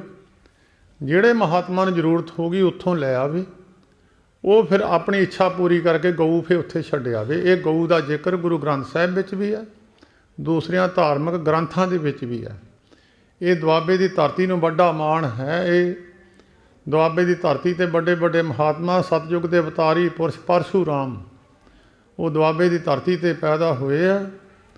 ਔਰ ਉਹਨਾਂ ਦੇ ਪਿਤਾ ਜਮਦਗਨ ਰਿਖੀ ਨੇ ਦੁਆਬੇ ਦੀ ਧਰਤੀ ਤੇ ਕਾਮਧੇਨ ਗਊ ਕਿਸੇ ਟਾਈਮ ਤੇ ਲੈ ਕੇ ਆਏ ਸੀ। ਪਰਸ਼ੂਰਾਮ ਦੇ ਪਿਤਾ ਜਮਦਗਨ ਰਿਖੀ, ਜਿਹਦਾ ਜ਼ਿਕਰ ਗੁਰੂ ਗ੍ਰੰਥ ਸਾਹਿਬ ਵਿੱਚ ਦਰਜ ਹੈ। ਸਹੰਸਰ ਬਾਹੂ ਰਾਜਾ ਅਜੜਾਮ ਦੇ ਰਾਜ ਕਰਨੇ ਵਾਲਾ ਸੀ। ਉਹਦਾ ਰਿਸ਼ਤੇਦਾਰ ਸੀ ਜਮਦਗਨ ਰਿਖੀ, ਉਹਦਾ ਰਿਸ਼ਤੇਦਾਰ ਵੀ ਸੀ ਆਪਸ ਵਿੱਚ। ਜਦੋਂ ਕਿਤੇ ਵਿਆਹ ਸ਼ਾਦੀਆਂ ਵਿੱਚ ਆਮ ਮਨੁੱਖਾਂ ਦੀ ਇੱਛਾ ਹੁੰਦੀ ਸਾਨੂੰ ਸਤਿਕਾਰ ਮਿਲੇ, ਮੇਰੇ ਚੰਗੇ ਕੱਪੜੇ ਹੋਣ, ਮੈਨੂੰ ਦੁਨੀਆ ਬੁਲਾਵੇ, ਮੇਰਾ ਸਤਿਕਾਰ ਲੋਕ ਕਰਨ, ਮੈਨੂੰ ਚੰਗਾ ਕਹਿਣ, ਆਮ ਲੋਕਾਂ ਦੀ ਇੱਛਾ ਹੁੰਦੀ ਹੈ। ਪਰ ਗਰੀਬਾਂ ਦੀਆਂ ਇੱਛਾ ਇਹ ਪੂਰੀਆਂ ਨਹੀਂ ਹੁੰਦੀਆਂ। ਉਹ ਅਮੀਰਾਂ ਵੱਲ ਦੇਖ ਕੇ ਆਪਣੇ ਵੱਲ ਝੂਰਦੇ ਰਹਿੰਦੇ। ਉਸ ਦਾ ਰਿਸ਼ਤੇਦਾਰ ਸੀ। ਇੱਕ ਜਿਹੜੀ ਲੜਕੀ ਸੀ ਰਿਖੀ ਨੂੰ ਵਿਆਹੀ ਹੋਈ ਸੀ, ਇੱਕ ਲੜਕੀ ਰਾਜੇ ਨੂੰ ਵਿਆਹੀ ਹੋਈ ਸੀ। ਸਹੰਸਰ ਬਾਹੂ ਰਾਜੇ ਨੂੰ ਇੱਕ ਵਿਆਹੀ ਹੋਈ ਸੀ, ਇੱਕ ਜਮਦਗਨ ਰਿਖੀ ਨੂੰ ਵਿਆਹੀ ਹੋਈ ਸੀ। ਜਮਦਗਨ ਰਿਖੀ ਦੇ ਕੋਲ ਉਹਨੇ ਇੱਕ ਆਪਣਾ ਸੰਸਾ ਰੱਖਿਆ। ਉਸਦੇ ਘਰ ਵਾਲੀ ਨੇ, ਰੇਣਕਾ ਉਹਦਾ ਨਾਮ ਸੀ, ਉਹਨੇ ਸੰਸਾ ਰੱਖਿਆ। ਜਦੋਂ ਅਸੀਂ ਕਿਸੇ ਵਿਆਹ ਸ਼ਾਦੀ ਜਾਂ ਸਮਾਗਮ ਵਿੱਚ ਅਸੀਂ ਆਪਣੇ ਰਿਸ਼ਤੇਦਾਰਾਂ ਦੇ ਜਾਂਦੇ ਹਾਂ, ਸਾਨੂੰ ਬੜੀ ਨਮੋਸ਼ੀ ਦੇਖਣੀ ਪੈਂਦੀ ਆ। ਹੋਰ ਸਾਰੇ ਰਿਸ਼ਤੇਦਾਰ ਵਧੀਆ ਵਧੀਆ ਸਮਾਨ ਲੈ ਕੇ ਆਉਂਦੇ, ਸਾਡੇ ਕੋਲ ਹੈ ਵੀ ਕੁਛ ਨਹੀਂ ਆ। ਅਸੀਂ ਲੈ ਕੇ ਤਾਂ ਕੀ ਜਾਣਾ, ਸਾਡੇ ਕੋਲ ਵਸਤਰ ਵੀ ਵਧੀਆ ਨਹੀਂ ਹੈ। ਇਸ ਕਰਕੇ ਅਸੀਂ ਇਸ ਗੱਲੋਂ, ਭਾਵੇਂ ਅਸੀਂ ਪਰਮੇਸ਼ਰ ਦਾ ਨਾਮ ਜਪਦੇ ਹਾਂ, ਪਰ ਸਾਡੇ ਕੋਲ ਚੀਜ਼ਾਂ ਦੀ ਘਾਟ ਤਾਂ ਹੈ। ਦੁਨੀਆ ਗ੍ਰੰਥ ਕਹਿੰਦੇ ਆ, ਮਹਾਤਮਾ ਕਹਿੰਦੇ ਆ, ਰੱਬ ਦਾ ਨਾਮ ਜਪੋ ਤੁਹਾਨੂੰ ਕਿਸੇ ਚੀਜ਼ ਦੀ ਘਾਟ ਨਹੀਂ ਹੈ, ਪਰ ਸਾਡੇ ਕੋਲ ਤਾਂ ਇੱਥੇ ਕੁਛ ਨਹੀਂ ਹੈ। ਉਹ ਰਿਖੀ ਕਹਿਣ ਲੱਗਿਆ, ਇੱਦਾਂ ਨਾ ਕਰ। ਇਹ ਮਹਾਤਮਾ ਲੋਕ ਉਹਨੂੰ ਗੱਲ ਨੂੰ ਲੁਕੋ ਕੇ ਰੱਖਦੇ ਆ, ਭਾਵੇਂ ਸਾਰਾ ਕੁਝ ਖਜ਼ਾਨਾ ਉਹਨਾਂ ਦੇ ਕੋਲ ਹੀ ਹੁੰਦਾ। ਸਬਰ ਅੰਦਰ ਸਾਬਰੀ ਤਨ ਏਵੇ ਜਾਲੇਨ, ਹੁਣ ਨਜ਼ੀਕ ਖੁਦਾਏ ਦੇ ਭੇਤ ਨਾ ਕਿਸੇ ਦੇਣ। ਇਹ ਹੁੰਦੇ ਰੱਬ ਦੇ ਨੇੜੇ ਆ, ਭੇਤ ਕਿਸੇ ਨੂੰ ਦੱਸਦੇ ਨਹੀਂ ਆ। ਉਹਨੂੰ ਕਹਿਣ ਲੱਗਾ, ਰਿਸ਼ੀ ਕਹਿਣ ਲੱਗਿਆ, ਤੂੰ ਇੱਦਾਂ ਨਾ ਕਰ, ਤੇਰੀ ਭੈਣ ਦੀ ਸ਼ਾਦੀ ਹੈ। ਹੁਣ ਸਹੰਸਰ ਬਾਹੂ ਰਾਜੇ ਨੇ ਇੱਥੋਂ ਲੰਘਣਾ ਹੈ, ਅਸੀਂ ਉਹਨੂੰ ਰਸਤੇ ਵਿੱਚ ਰੋਕ ਕੇ ਪ੍ਰਸ਼ਾਦਾ ਵਰ ਜਾਵਾਂਗੇ, ਉਹਦੀ ਸੇਵਾ ਕਰਾਂਗੇ। ਉਹਨਾਂ ਨੂੰ ਨੇਂਦਾ ਦੇ ਦਿੱਤਾ ਵੀ ਤੁਸੀਂ ਇੱਥੋਂ ਲੰਘਣਾ ਕਿਸੇ ਦਿਨ, ਮੇਰੇ ਆਸ਼ਰਮ 'ਤੇ ਪ੍ਰਸ਼ਾਦਾ ਜਲ ਪਾਣੀ ਸੇਵਾ ਮੈਂ ਤੁਹਾਡੀ ਕਰਨੀ ਆ, ਜਾਂਦੇ ਹੋਏ ਇੱਥੋਂ ਰੁਕ ਕੇ ਜਾਇਓ। ਇਹ ਸਥਾਨ ਹੈ ਫਗਵਾੜੇ ਤੋਂ ਹੁਸ਼ਿਆਰਪੁਰ ਨੂੰ ਜਾਈਏ, ਰਸਤੇ ਵਿੱਚ ਖਾਟੀ ਪਲਾਹੀ ਪਿੰਡ ਪੈਂਦਾ ਹੈ। ਖਾਟੀ ਹੈ, ਉੱਚਾ ਜਿਹਾ ਇੱਥੇ ਹੈ, ਉਹਦੇ ਉੱਤੇ ਨਗਰ ਵਸਿਆ ਹੋਇਆ ਹੈ। ਉੱਥੇ ਜਮਦਗਨ ਰਿਖੀ ਰਹਿੰਦਾ ਸੀ, ਉਹਦੇ ਘਰ ਵਾਲੀ ਰਹਿੰਦੀ ਸੀ। ਜਿਹੜਾ ਪਰਸ਼ੂਰਾਮ ਦਾ ਪੁੱਤਰ, ਉੱਥੋਂ ਕੋਈ 5-7 ਕਿਲੋਮੀਟਰ 'ਤੇ ਇੱਕ ਜਗ੍ਹਾ ਹੈ, ਉੱਥੇ ਬੈਠ ਕੇ ਜੰਗਲ ਵਿੱਚ ਤਪੱਸਿਆ ਕਰਦਾ ਸੀ। ਉੱਥੋਂ ਜਦੋਂ ਰਾਜੇ ਆਏ, ਰਾਜਿਆਂ ਦੇ ਨਾਲ ਬੜਾ ਸ਼ਾਹੀ ਠਾਠ ਹੁੰਦਾ, ਫੌਜਾਂ ਸਨ, ਬੜੇ ਬੜੇ ਅਮੀਰ ਆਦਮੀ ਉਹਨਾਂ ਦੇ ਨਾਲ ਬਰਾਤ ਵਿੱਚ ਸ਼ਾਮਲ ਸਨ, ਹਾਥੀ ਘੋੜੇ, ਬਹੁਤ ਜਿਹੜਾ ਰਾਜਸੀ ਠਾਠ ਦੇਖਿਆ। ਤਾਂ ਮੋਰੇ ਰਿਖੀ ਨੇ ਵੀ ਉਹਦਾ ਪ੍ਰਬੰਧ ਕੀਤਾ ਹੋਇਆ ਸੀ। ਰਿਖੀ ਨੇ ਵੀ ਰਾਜਿਆਂ ਦੇ ਆਉਣ ਦਾ, ਜੋ ਰਾਜਿਆਂ ਨੂੰ ਚਾਹੀਦਾ ਸੀ ਉੱਦਾਂ ਦਾ ਸਮਾਨ ਇਕੱਠਾ ਕੀਤਾ ਹੋਇਆ ਸੀ। ਸਮਾਨ ਵੀ ਇੰਨਾ ਇਕੱਠਾ ਕੀਤਾ ਹੋਇਆ ਸੀ, ਰਾਜਾ ਸਹੰਸਰ ਬਾਹੂ ਦੇਖ ਕੇ ਹੈਰਾਨ ਹੋ ਗਿਆ ਵੀ ਇਹਦੇ ਕੋਲ ਇੱਕ ਛੰਨ ਸੀ, ਇੰਨਾ ਸਮਾਨ ਇਹ ਰਿਖੀ ਕਿੱਥੋਂ ਲੈ ਆਇਆ। ਜਿਹੜੀਆਂ ਕਈ ਚੀਜ਼ਾਂ ਰਾਜੇ ਸਹੰਸਰ ਬਾਹੂ ਨੇ ਪਹਿਲੀ ਵਾਰੀ ਦੇਖੀਆਂ, ਰਾਜਿਆਂ ਨੇ ਦੇਖੀਆਂ ਵੀ ਨਹੀਂ ਸੀ। ਔਰ ਉੱਥੇ ਉਹਨਾਂ ਨੂੰ ਪ੍ਰਸ਼ਾਦਾ ਲੈ ਕੇ ਜਦੋਂ ਰੱਖਣ ਆਈ ਜਮਦਗਨ ਰਿਖੀ ਦੇ ਘਰ ਵਾਲੀ, ਉਦੋਂ ਪਰਦਾ ਲੋਕ ਕਰਦੇ ਹੁੰਦੇ ਸੀ, ਮੂੰਹ 'ਤੇ ਪਰਦਾ ਲੈ ਕੇ ਮੂਹਰੇ ਥਾਲ ਰੱਖ ਜਾਂਦੀ ਹੈ। 36 ਪ੍ਰਕਾਰ ਦੇ ਭੋਜਨ ਹੈ, ਜਿਹੜੇ ਕਈਆਂ ਨੇ ਦੇਖੇ ਵੀ ਨਹੀਂ ਸੀ ਕਦੀ। 36 ਪ੍ਰਕਾਰ, 6 ਪ੍ਰਕਾਰ ਦੇ ਰਸ ਹੈ, 6 ਰਸਾਂ ਦੇ ਅੱਗੇ 6 ਰਸ ਹੋਰ ਹੈ, ਉਹ ਤਾਂ 36 ਪ੍ਰਕਾਰ ਬਣਦੇ ਆ। ਜਿੱਦਾਂ ਮਿੱਠਾ ਹੈ, ਮਿੱਠੇ 6 ਤਰ੍ਹਾਂ ਦੇ ਹੈ, ਖੱਟਾ ਹੈ, ਖੱਟੇ 6 ਤਰ੍ਹਾਂ ਦੇ ਹੈ, ਕੌੜਾ ਕੌੜੇ 6 ਤਰ੍ਹਾਂ ਦੇ ਹੈ, ਲੂਣਾ ਲੂਣੇ 6 ਤਰ੍ਹਾਂ ਦੇ ਹੈ। ਉਹਨਾਂ ਨੂੰ 36 ਪ੍ਰਕਾਰ ਦੇ ਕਹਿੰਦੇ ਆ। ਉਹ ਜਦੋਂ ਫਿਰ ਥਾਲ ਰੱਖਣ ਆਉਂਦੀ ਸੀ ਬੀਬੀ, ਤਾਂ ਉਹ ਜਦੋਂ ਮੁੜ ਕੇ ਵਾਪਸ ਥਾਲ ਰੱਖਣ ਆਉਂਦੀ ਸੀ ਤਾਂ ਉਹਦਾ ਸੂਟ ਬਦਲਿਆ ਹੁੰਦਾ ਸੀ। ਵਿਦਵਾਨ ਲੋਕ, ਬ੍ਰਾਹਮਣ ਲੋਕ, ਬੜੇ ਬੜੇ ਗਿਆਨਵਾਨ ਲੋਕ ਰਾਜਿਆਂ ਦੀ ਬਰਾਤ ਵਿੱਚ ਹੁੰਦੇ ਆ। ਉਹਨਾਂ ਨੇ ਕਿਹਾ ਇੱਥੇ ਬੀਬੀਆਂ ਤਾਂ ਇੰਨੀਆਂ ਦਿਸਦੀਆਂ ਨਹੀਂ, ਕੋਈ ਦਿਸਦੀਆਂ ਹੁੰਦੀਆਂ ਤਾਂ ਬਾਹਰ ਘੁੰਮਦੀਆਂ ਦਿਸਣੀਆਂ ਸੀ, ਪਰ ਇੱਕ ਬੀਬੀ ਇੰਨੀ ਛੇਤੀ ਸੂਟ ਵੀ ਨਹੀਂ ਬਦਲ ਸਕਦੀ। ਔਰ ਇੱਕ ਸਿਆਣੇ ਬੰਦੇ ਨੇ ਇੱਕ ਦਹੀਂ ਦਾ ਛੱਟਾ, ਖੱਟੇ ਦਾ ਛੱਟਾ ਉਹ ਬੀਬੀ ਦੇ ਪੈਰ 'ਤੇ ਦੇਤਾ। ਉਹ ਜਦ ਬੀਬੀ ਮੁੜ ਕੇ ਥਾਲ ਰੱਖਣ ਆਈ ਅਤੇ ਉਹੀ ਦੇਖਿਆ, ਉਹਨੇ ਕਿਹਾ ਬੀਬੀ ਤਾਂ ਇੱਕੋ ਹੀ ਆ, ਇੰਨੇ ਸੂਟ ਕਿੱਦਾਂ ਬਦਲ ਕੇ ਆ ਗਈ। ਉਹਨਾਂ ਦੀ ਹੈਰਾਨੀ ਦੀ ਹੱਦ ਨਾ ਰਹੀ, ਇੰਨੀ ਸੇਵਾ ਸਹੰਸਰ ਬਾਹੂ ਰਾਜੇ ਦੀ ਉਹਨਾਂ ਨੇ ਕੀਤੀ ਰਿਖੀ ਨੇ। ਉਹਨੇ ਫਿਰ ਜਾਣ ਲੱਗਿਆ ਰਿਖੀ ਨੇ ਰਾਜੇ ਸਹੰਸਰ ਬਾਹੂ ਨੂੰ ਇਹ ਗੱਲ ਕਹੀ, ਕਹਿਣ ਲੱਗਿਆ ਅੱਜ ਤੁਸੀਂ ਮੇਰੇ ਮਹਿਮਾਨ ਬਣ ਕੇ ਆਏ ਹੋ, मैं थानू मेहमानबाजी दे विच तुहाडी सेवा तां कीती है, मैं थानू कुछ दे के भी तोरूंगा, मैं कुछ ना कुछ थानू भेटा भी देनी है, तुसी जिहड़ी भी मर्जी चीज़ मंग लो मैं थानू उही दूंगा। रिखी ने गल तां कर दित्ती पर राजे ने गल फड़ ली। राजिਆਂ दिमाग उड्डे ਵੱਡੇ ਹੁੰਦੇ ਆ, तपस्या करके राज मिलता, तपस्या नाल दिमाग ਵੱਡਾ हो जाता। ਜਦੋਂ फिर राजे ने नाल ब्राह्मण लोग सन, विद्वान लोग सन, ਉਹਨਾਂ ਨੂੰ ਕਿਹਾ ਇਸ ਰਿਖੀ ਨੇ ਵੱਡੀ ਛਾਲ ਮਾਰੀ ਆ ਵੀ ਜੋ ਮੰਗ ਲਓ ਮੈਂ ਦੇ ਦੂੰਗਾ, ਤੁਸੀਂ ਉਹ ਗੱਲ ਦੱਸੋ ਜਿਹੜੀ ਚੀਜ਼ ਇਹਦੇ ਕੋਲੋਂ ਮਿਲੇ ਨਾ ਉਹ ਮੰਗੋ। ਉਹ ਅੰਦਰ ਘੁੰਮ ਕੇ ਜਦੋਂ ਬ੍ਰਾਹਮਣਾਂ ਨੇ ਦੇਖਿਆ ਘੁੰਮ ਕੇ ਤਾਂ ਉੱਥੇ ਇੱਕ ਛੰਨ ਦੇ ਵਿੱਚ ਪਸੇ ਕੀ ਘੋਸੀ ਤਾਂ ਛੰਨੇ ਹੀ, ਬਾਕੀ ਤਾਂ ਸਾਰੇ ਸ਼ਾਮਿਆਂ ਨੇ ਲਾਏ ਹੋਏ ਸੀ। ਜਦੋਂ ਛੰਨ ਦੇ ਵਿੱਚ ਦੇਖਿਆ ਗਊ ਬੰਨੀ ਹੋਈ ਹੈ, ਉਹ ਬ੍ਰਾਹਮਣ ਕਹਿਣ ਲੱਗਿਆ ਰਾਜਾ ਗਊ ਮੰਗ ਲਾ, ਇਹ ਗਊ ਦੀ ਕਰਾਮਾਤ ਹੈ, ਇਹ ਗਊ ਦੇਵਤਿਆਂ ਦੇ ਲੋਕ ਵਿੱਚੋਂ ਲਿਆਂਦੀ ਹੈ ਇਹਨੇ, ਇਹ ਤਾਂ ਹੀ ਜਿਹੜੇ ਪਦਾਰਥ ਤੈਨੂੰ ਤੈਂ ਕਦੀ ਦੇਖੇ ਨਹੀਂ, ਇਹਦੀ ਕਿਰਪਾ ਨਾਲ ਹੀ ਹੈ, ਤੂੰ ਕਹਿ ਮੈਨੂੰ ਗਊ ਦੇ ਦੇ। ਹੁਣ ਰਿਖੀ ਕਹਿ ਬੈਠਿਆ ਸੀ ਅਤੇ ਸਹਸਰ ਬਾਹੂ ਰਾਜਾ ਕਹਿਣ ਲੱਗਿਆ ਜੀ ਮੈਨੂੰ ਤੁਸੀਂ ਜੇ ਬਹੁਤ ਖੁਸ਼ ਹੋ, ਇੱਕ ਅੰਦਰ ਤੁਹਾਡੇ ਗਾਂ ਬੰਨੀ ਹੋ, ਮੈਨੂੰ ਗਾਂ ਦੇ ਦਿਓ। ਉਸ ਵੇਲੇ ਰਾਜੇ ਦੇ ਉਸ ਰਿਖੀ ਦੇ ਪੈਰਾਂ ਹੇਠੋਂ ਮਿੱਟੀ ਨਿਕਲ ਗਈ। ਸੋਚਿਆ ਮੈਂ ਅਮਾਨਤ ਲੈ ਕੇ ਆਇਆ, ਇਹ ਅਮਾਨਤ ਕਿੱਦਾਂ ਦੇ ਦਈਏ। ਉਹਨੇ ਫਿਰ ਹੱਥ ਜੋੜ ਕੇ ਗਲ 'ਚ ਪੱਲਾ ਪਾ ਕੇ ਉਹਨਾਂ ਨੂੰ ਕਹਿਣ ਲੱਗਿਆ ਵੀ 1 ਮਿੰਟ ਰੁਕਿਓ, ਮੈਨੂੰ ਮੁੜ ਕੇ ਵਾਪਸ ਆ ਕੇ ਤੁਹਾਨੂੰ ਮੈਂ ਜਵਾਬ ਦਿੰਦਾ। ਅੰਦਰ ਜਾ ਕੇ ਕਾਮਧੇਨ ਗਊ ਦੇ ਸਾਹਮਣੇ ਜਾ ਕੇ ਰਿਖੀ ਨੇ ਗਲ 'ਚ ਪੱਲਾ ਪਾ ਕੇ ਕਹਿੰਦਾ ਮਾਤਾ ਮੈਂ ਤੇਰੇ ਆਸਰੇ ਮੈਂ ਵੱਡੀ ਛਾਲ ਮਾਰ ਦਿੱਤੀ, ਉਹਨਾਂ ਨੇ ਤੈਨੂੰ ਮੰਗ ਲਿਆ, ਹੁਣ ਮੈਨੂੰ ਦੱਸ ਮੈਂ ਕੀ ਕਰਾਂ। ਉਹ ਕਹਿਣ ਲੱਗੀ ਇੱਦਾਂ ਕਰ, ਤੂੰ ਮੇਰਾ ਰੱਸਾ ਲਿਜਾ ਕੇ ਉਹਨਾਂ ਦੇ ਹੱਥ 'ਚ ਨਾ ਫੜਾਈ, ਤੂੰ ਮੇਰਾ ਰੱਸਾ ਲਿਜਾ ਕੇ ਮੋਹਰੇ ਸਿੱਟ ਨਹੀਂ, ਮੈਂ ਜਾਣਾ ਮੇਰਾ ਕੰਮ ਜਾਣੇ। ਉਹ ਰਿਖੀ ਅੰਦਰੋਂ ਗਊ ਲਿਆਇਆ, ਗਊ ਲਿਆ ਕੇ ਆ ਕੇ ਰਾਜੇ ਦੀ ਬਰਾਤ ਖੜੀ ਸੀ, ਗਊ ਮਗਰ ਮਗਰ ਆ ਗਈ ਰਿਖੀ ਦੇ। ਭਰੀ ਸਭਾ ਦੇ ਅੰਦਰ ਰਿਖੀ ਨੇ ਰੱਸਾ ਥੱਲੇ ਸਿੱਟ ਦਿੱਤਾ, ਕਹਿੰਦਾ ਲਓ ਜੀ। ਉਹ ਗਾਂ ਆਕਾਸ਼ ਨੂੰ ਉੜ ਗਈ, ਕਿਉਂਕਿ ਆਕਾਸ਼ ਤੋਂ ਉੱਪਰ ਦੇਵਲੋਕ 'ਚੋਂ ਆਈ ਸੀ, ਦੇਵਲੋਕ ਨੂੰ ਉੜ ਗਈ ਉਹ।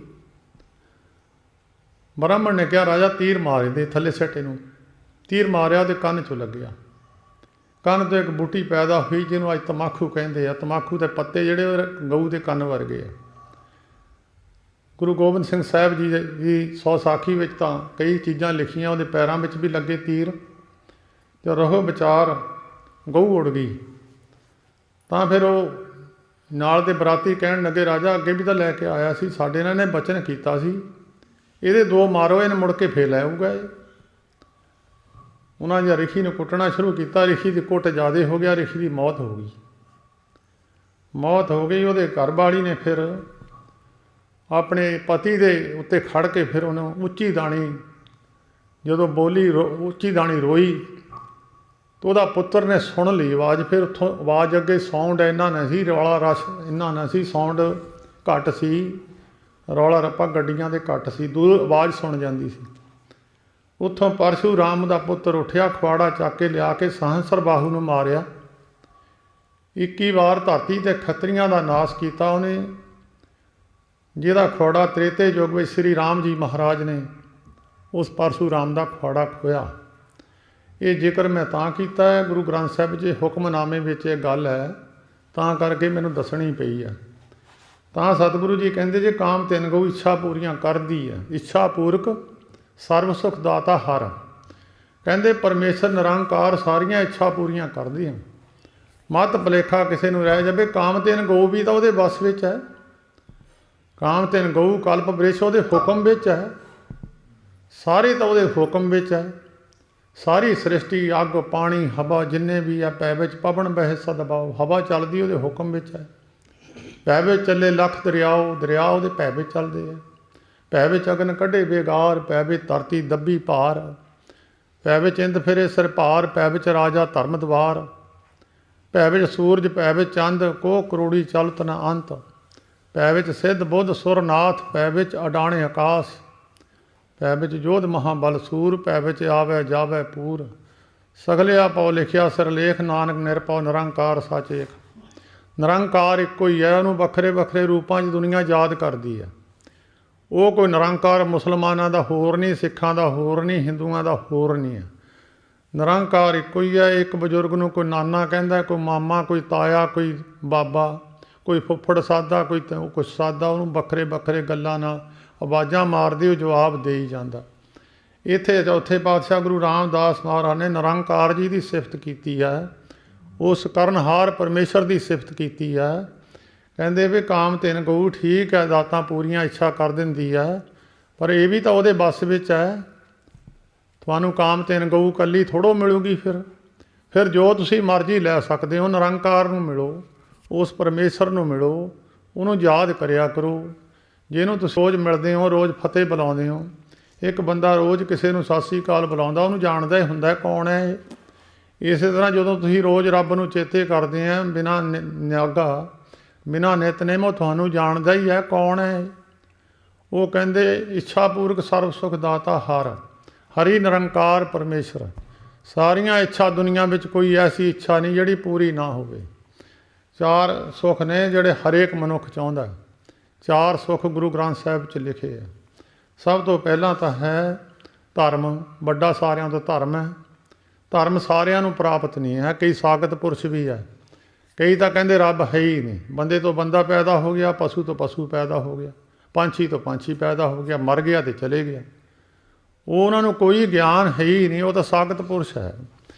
ਇਹ ਧਰਮ ਜਿਹੜਾ ਹੈ, ਧਰਮ ਹੁੰਦਾ ਹੈ ਸੱਚ ਬੋਲੀਏ, ਸੱਚ ਧਰਮ, ਝੂਠ ਨਾ ਬੋਲੀਏ। ਅਦਾਲਤ ਵਿੱਚ ਜਦੋਂ ਕਿਸੇ ਨੂੰ ਗੱਲ ਮਨਾਉਣੀ ਹੋਵੇ, ਕਹਿੰਦੇ ਧਰਮ ਨਾਲ ਕਹਿ, ਮੈਂ ਸੱਚ ਕਹਿਣਾ, ਉਹਦਾ ਧਰਮ ਹੈ।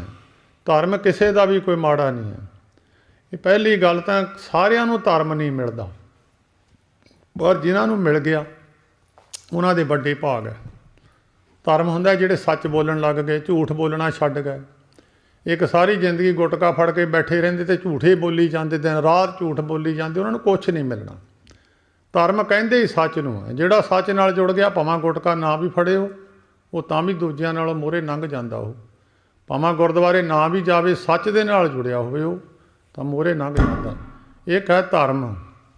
ਦੂਜੇ ਨੰਬਰ 'ਤੇ ਹੈ ਅਰਥ। ਅਰਥ ਕਹਿੰਦੇ ਨੇ ਧਨ ਨੂੰ। ਇੱਕ ਧਰਮ, ਦੂਜਾ ਧਨ। ਹਰੇਕ ਬੰਦੇ ਦੀ ਇੱਛਾ ਮੇਰੇ ਕੋਲ ਜ਼ਿਆਦਾ ਪੈਸੇ ਹੋਣ, ਮੈਂ ਸੁਖੀ ਹੋ ਜਾਣਾ। ਰਾਜਿਆਂ ਨੂੰ ਪੁੱਛੋ ਤਾਂ ਬਈ ਸੁਖੀ ਹੈ? ਗੁਰੂ ਗ੍ਰੰਥ ਸਾਹਿਬ ਤਾਂ ਕਹਿੰਦੇ ਪੈਸੇ ਵਾਲੇ ਸੁਖੀ ਨਹੀਂ ਹੈ। ਇਹ ਜਿਹੜੀ ਗੁਰੂ ਨੇ ਗੱਲ ਕਹੀ ਉਹ ਤਾਂ ਝੂਠੀ ਨਹੀਂ ਹੈ। ਜਿਨ੍ਹਾਂ ਕੋਲ ਜ਼ਿਆਦਾ ਹੈ ਉਹਨਾਂ ਨੂੰ ਲੁਕਾਉਣ ਦੀ ਸੰਸਾ ਪਿਆ ਹੈ, ਜਿਨ੍ਹਾਂ ਕੋਲ ਹੈ ਨਹੀਂ ਉਹਨਾਂ ਨੂੰ ਇਕੱਠੇ ਕਰਨ ਦਾ ਸੰਸਾ ਪਿਆ ਹੈ। ਜਿਸ ਗ੍ਰਹਿ ਬਹੁਤੀ ਤਿਸ ਗ੍ਰਹਿ ਚਿੰਤਾ, ਜਿਸ ਗ੍ਰਹਿ ਥੋੜੀ ਤਿਸ ਸੋ ਫੇਰੇ ਪਰਮੰਤਾ। ਦੋਹਾਂ ਵਿਵਸਥਾ ਤੇ ਜੋ ਮੁਕਤਾ ਸੋਈ ਸਹਿਲਾ ਪਾਲੀਏ। ਨਾ ਤਾਂ ਸੁਖੀ ਬਹੁਤੀ ਵਾਲਾ, ਨਾ ਥੋੜ੍ਹੀ ਵਾਲਾ, ਦੋਏ ਦੁਖੀ ਹੈ। ਇਹਨੂੰ ਕਹਿੰਦੇ ਅਰਥ। ਅਰਥ ਹੁੰਦਾ ਪੈਸਾ। ਮਨੁੱਖ ਦੀ ਇੱਛਾ ਪੈਸੇ ਜ਼ਿਆਦਾ ਹੋ ਜਾਣ, ਮੈਂ ਸੁਖੀ ਹੋ ਜਾਣਾ। ਮਿਸਾਲ ਦੇ ਤੌਰ 'ਤੇ ਡਾਕਟਰ ਨੇ 20 ਚੀਜ਼ਾਂ ਬੰਦ ਕੀਤੀਆਂ, ਖਾ ਸਕਦਾ ਨਹੀਂ ਉਹ। ਪਦਾਰਥਾਂ ਦੀਆਂ ਢੇਰੀਆਂ ਲੱਗੀਆਂ, ਕੀ ਕਰੂਗਾ ਉਹ? ਤਨ ਦੇ ਨਾਲ ਸੁਖੀ ਨਹੀਂ। ਗੁਰੂ ਗ੍ਰੰਥ ਸਾਹਿਬ ਦਾ ਬਚਨ ਹੈ, ਸੁਖ ਨਾਹੀਂ ਬਹੁਤੇ ਤਨ ਖਾਟੇ, ਸੁਖ ਨਾਹੀਂ ਪੇਖੈ ਨਿਰਤ ਨਾਟੇ, ਸੁਖ ਨਾਹੀਂ ਬਹੁ ਦੇਸ਼ ਕਮਾਏ। ਕਈਆਂ ਨੂੰ ਭੁਲੇਖਾ ਬਾਹਰ ਜਾ ਕੇ ਸੁੱਖ ਹੈ। ਸਰਬ ਸੁੱਖਾਂ ਹਰ ਹਰ ਗੁਣ ਗਾਏ। ਪਰਮੇਸ਼ਰ ਦੇ ਗੁਣਾਂ ਨੂੰ ਗਾਵੇ, ਸਾਰੇ ਸੁੱਖ ਪ੍ਰਾਪਤ ਹੋ ਜਾਂਦੇ ਆ। ਇਹ ਚਾਰ ਚੀਜ਼ਾਂ ਹੈ। ਚਾਰ ਚੀਜ਼ਾਂ ਹਰੇਕ ਮਨੁੱਖ ਨੂੰ ਚਾਹੀਦੀਆਂ।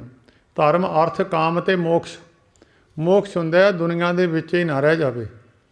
ਕਈ ਬੰਦੇ ਮਰ ਕੇ ਇੱਥੇ ਹੀ ਤੁਰੇ ਫਿਰਦੇ, ਕੋਈ ਕਿਸੇ 'ਚ ਵੜਿਆ ਫਿਰਦਾ, ਕੋਈ ਕਿਸੇ 'ਚ ਵੜਿਆ ਫਿਰਦਾ।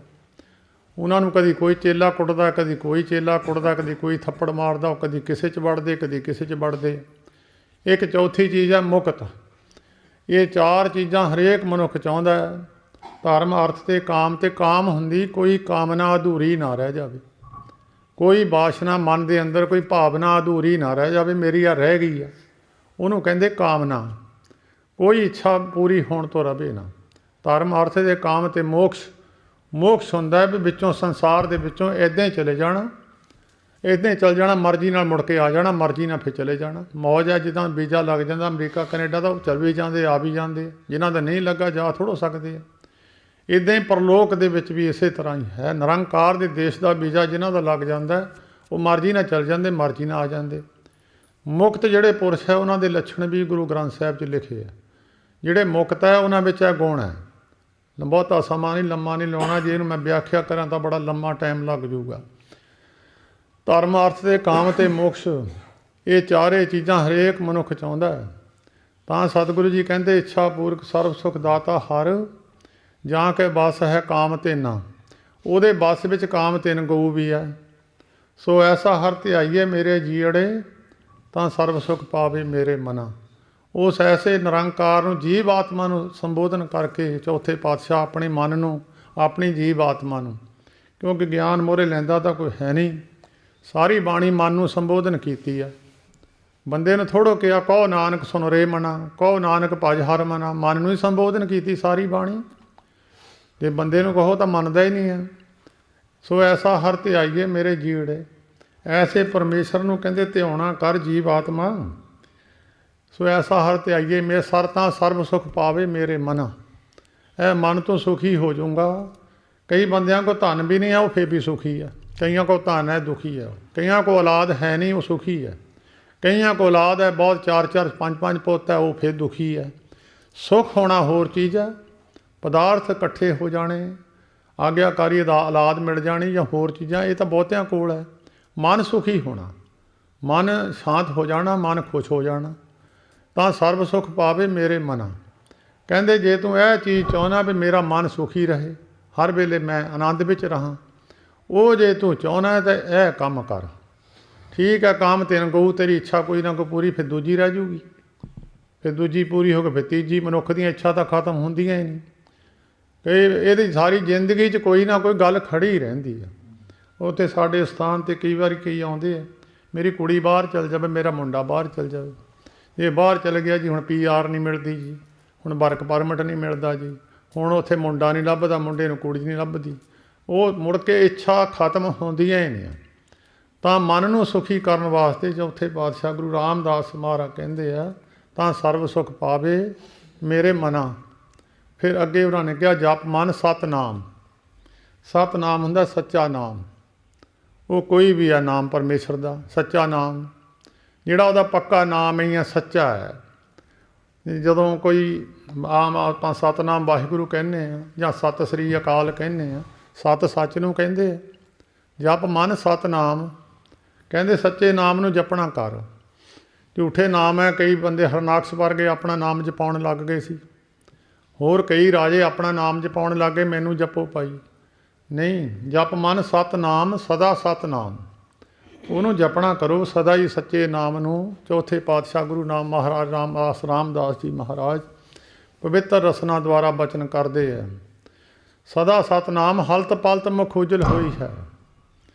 ਹਲਤ ਕਹਿੰਦੇ ਆ ਇੱਥੇ, ਪਲਤ ਹੈ ਅੱਗੇ, ਲੋਕ ਪਰਲੋਕ ਇੱਕ ਇੱਥੇ, ਇੱਕ ਅੱਗੇ ਵੀ ਲੋਕ ਹੈ। ਮੱਤ ਭੁਲੇਖਾ ਕਿਸੇ ਨੂੰ ਰਹਿ ਜਾਵੇ, ਮੋਰੇ ਕੋਈ ਨਹੀਂ ਹੈ। ਕਈ ਬਹੁਤੇ ਪੜ੍ਹ ਜਾਂਦੇ, ਉਹ ਕਹਿੰਦੇ ਮੋਰੇ ਕੁਛ ਨਹੀਂ ਹੈ, ਅੱਗੇ ਮਨੁੱਖ ਕਿਤੇ ਨਹੀਂ ਜਾਂਦਾ। ਬਾਣੀ ਪੜ੍ਹ ਕੇ ਦੇਖਿਓ ਕਿੱਥੇ ਜਾਂਦਾ, ਕੀ ਕਰਦਾ। ਕਈ ਲੋਕਾਂ ਦਾ ਇੱਥੇ ਸਤਿਕਾਰ ਬਹੁਤ ਹੈ, ਅੱਗੇ ਜਾ ਕੇ ਉਹ ਕਈ ਦੂਜੀਆਂ ਜੂਨਾਂ 'ਚ ਪਏ ਹੋਏ ਆ, ਕੋਈ ਮਾੜੀਆਂ ਜੂਨਾਂ 'ਚ ਪਏ ਹੋਏ ਆ, ਜਾਂ ਗਲਤ ਕਰਮ ਕਰਕੇ ਜਾਣਾ, ਮਾੜੀ ਜੂਨ ਲੋਕਾਂ ਦੀ ਹਾਹ ਪੈ ਜਾਂਦੀ ਹੈ। ਰਾਜੇ ਮਹਾਰਾਜੇ ਦੂਜੀਆਂ ਜੂਨਾਂ ਵਿੱਚ ਤੁਰੇ ਫਿਰਦੇ।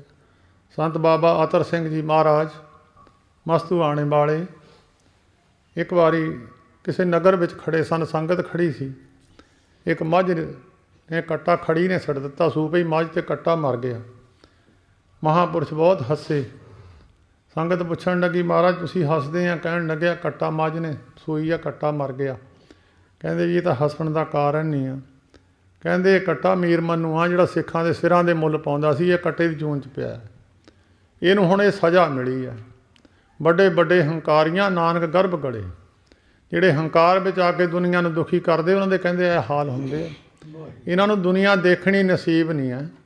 ਹੁਣੇ ਮਰ ਗਿਆ, ਹੁਣੇ ਗਰਭ ਵਿੱਚ ਇਹਨੇ ਫੇਰ ਚਲੇ ਜਾਣਾ, ਕਿਸੇ ਨਾ ਕਿਸੇ ਪਸ਼ੂ ਦੇ, ਕਿਸੇ ਨਾ ਕਿਸੇ ਪੰਛੀ ਦੇ ਗਰਭ ਵਿੱਚ ਚਲੇ ਜਾਊਗਾ।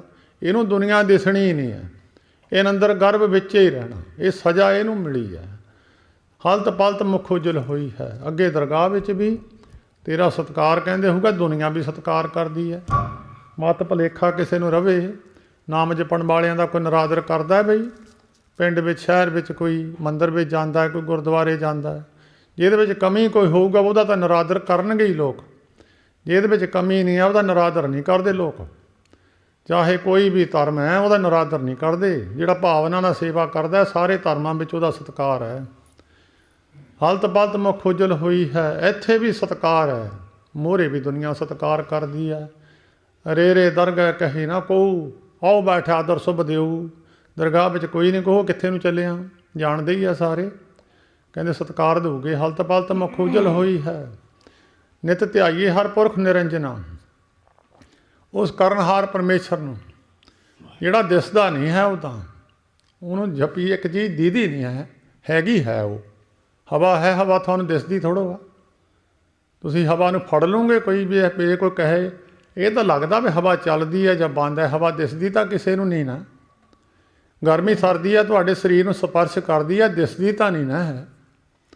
ਇਹ ਇੱਕ ਸਰੀਰ ਨੂੰ ਸਪਰਸ਼ ਕਰਦੀ ਹੈ। ਇਸ ਤਰ੍ਹਾਂ ਰੱਬ ਦੀ ਇੱਕ ਸ਼ਕਤੀ ਹੈ, ਉਹ ਆਤਮਾ ਨੂੰ ਸਪਰਸ਼ ਕਰਦੀ ਹੈ। ਉਹ ਆਤਮਾ ਫਿਰ ਅੰਦਰ ਦੱਸਦੀ ਹੈ। ਜੇ ਸ਼ਾਂਤ ਹੋ ਜਾਂਦੀ ਹੈ, ਕਹਿੰਦਾ ਰੱਬ ਦਾ ਕਿਰਪਾ ਹੋ ਗਈ ਮੇਰੇ 'ਤੇ, ਅੰਦਰੋਂ ਸ਼ਾਂਤ ਹੋ ਗਿਆ ਉਹ ਜਿੱਦਾਂ ਹਵਾ ਠੰਡੀ ਲੱਗਦੀ ਸਰੀਰ ਨੂੰ ਠੰਡਾ ਕਰਦੀ ਹੈ, ਇੱਦਾਂ ਹੀ ਰੱਬ ਦੀ ਇੱਕ ਸ਼ਕਤੀ ਹੈ ਜਿਹੜੀ ਦਿਸਦੀ ਨਹੀਂ ਹੈ, ਉਹਨੂੰ ਅਨੁਭਵ ਕੀਤਾ ਜਾਂਦਾ। ਉਹ ਸਰੀਰ ਨੂੰ ਅਨੁਭਵ ਜਦੋਂ ਮਨੁੱਖ ਨੂੰ ਹੁੰਦਾ, ਫਿਰ ਉਹ ਦੱਸ ਨਹੀਂ ਸਕਦਾ ਦੂਜੇ ਨੂੰ ਕੀ ਸਵਾਦ ਹੈ ਇਹਦਾ। ਕਹੋ ਕਬੀਰ ਗੂੰਗੇ ਗੁੜ ਖਾਇਆ, ਪੁੱਛੇ ਤੇ ਕਿਆ ਕਹੀਏ। ਗੂੰਗਾ ਬੰਦਾ ਗੁੜ ਖਾ ਲੈਂਦਾ, ਉਹਨੂੰ ਪੁੱਛੋ ਵੀ ਕਿੱਦਾਂ ਦਾ, ਉਹ ਨੱਚਦਾ ਟੱਪਦਾ ਤਾਂ ਹੋਊਗਾ, ਖੁਸ਼ ਤਾਂ ਹੋਊਗਾ, ਦੱਸ ਨਹੀਂ ਸਕਦਾ ਵੀ ਬਹੁਤ ਮਿੱਠਾ ਹੈ। ਇਹ ਜਿਹੜੀ ਰੱਬ ਦੀ ਹਸਤੀ ਹੈ, ਨਾ ਦਿਸਣ ਵਾਲਾ ਨਿਰੰਕਾਰ, ਵਿਸ਼ਵਾਸ ਕਰਨਾ ਪੈਂਦਾ ਉਹਦੇ ਵਿੱਚ। ਉਹਨੂੰ ਕਹਿੰਦੇ ਜਪਣਾ ਕਰ, ਦਿਸਦਾ ਭਾਵੇਂ ਨਹੀਂ ਆ। ਨਿਤ ਧਿਆਈਏ ਹਰ ਪੁਰਖ ਨਿਰੰਜਨਾ। ਉਸ ਕਾਰਨਹਾਰ ਪਰਮੇਸ਼ਰ ਨੂੰ ਰੋਜ਼ ਧਿਆਈਏ। ਹੈਗਾ ਹੈ, ਉਹ ਤੇਰੇ ਨਾਲ ਹੀ ਆ, ਹਰੇਕ ਪੁਰਸ਼ ਦੇ ਅੰਦਰ ਬੈਠਾ। ਮਤ ਭੁਲੇਖਾ ਕਿਸੇ ਨੇ ਘਟ ਘਟ ਮੈਂ ਹਰਜੂ ਵਸੈ, ਸੰਤ ਨ ਕਹਿਓ ਪੁਕਾਰ। ਸਾਰੀ ਸ੍ਰਿਸ਼ਟੀ ਵਿੱਚ ਪਰਮੇਸ਼ਰ ਹੈ, ਜਿਹਦੇ ਵਿੱਚੋਂ ਨਿਕਲ ਜਾਂਦਾ ਉਹ ਮਰ ਜਾਂਦਾ। ਜਿਹਦੇ ਸਰੀਰ ਵਿੱਚੋਂ ਆਤਮਾ ਨਿਕਲ ਜਾਂਦੀ, ਜੀਵ ਆਤਮਾ, ਉਹ ਮਰ ਜਾਂਦਾ।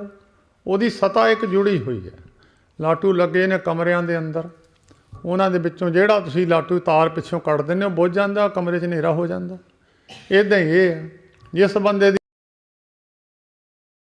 ਉਹਦੀ ਮੌਤ ਹੋ ਜਾਂਦੀ ਹੈ, ਉਹ ਸਰੀਰ ਰਹਿ ਜਾਂਦਾ ਇਕੱਲਾ, ਵਿੱਚੋਂ ਆਤਮਾ ਨਿਕਲ ਜਾਂਦੀ ਹੈ ਉਹਦੀ, ਜਿਹੜੀ ਪਰਮੇਸ਼ਰ ਦੀ ਅੰਸ਼ ਹੈ। ਨਿਤ ਧਿਆਈਏ ਹਰ ਪੁਰਖ ਨਿਰੰਜਨਾ, ਜੈ ਹਰ ਸਿਮਰਨ ਪਿਆ ਤੈ ਅਪਾਦ ਗਤ ਕੀਨੇ। ਅਪਾਦ ਗਤ ਹੁੰਦੀ ਇੱਕ ਆਦਿ ਵਿਆਦ ਅਪਾਦ।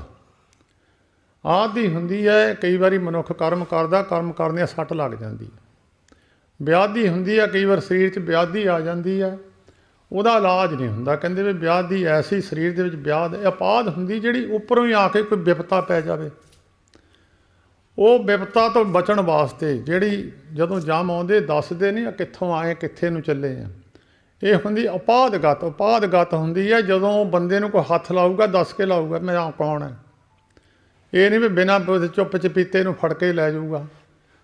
ਫਰੀਦਾ ਦੋ ਦਿਨੀ ਵੀ ਬੰਦੀ ਵੀ ਬਲੰਦਿਆਂ ਮਲਕ ਬੈਠਾ ਆਏ, ਗੜ ਲੀਤਾ ਕੱਟ ਲੁੱਟਿਆ ਦੀਵੜੇ ਗਿਆ ਬਜਾਏ। ਸਾਹਮਣੇ ਅੱਖਾਂ ਦੇ ਬੰਦੇ ਆ ਜਾਂਦੇ, ਚੱਕ ਕੇ ਲੈ ਜਾਂਦੇ, ਇਹਨੂੰ ਬੋਲਣ ਵੀ ਨਹੀਂ ਦਿੰਦੇ। ਭਾਵੇਂ ਰਾਜਾ ਹੋਵੇ, ਵੱਡਾ ਹੋਆ ਦੁਨੀਦਾਰ ਗਲ ਸੰਗਲ ਕੱਤ ਚਲਾਇਆ, ਅੱਗੇ ਕਰਨੀ ਕੀਰਤ ਬਾਚੀਏ ਵੈ ਲੇਖਾ ਕਰ ਸਮਝਾਇਆ।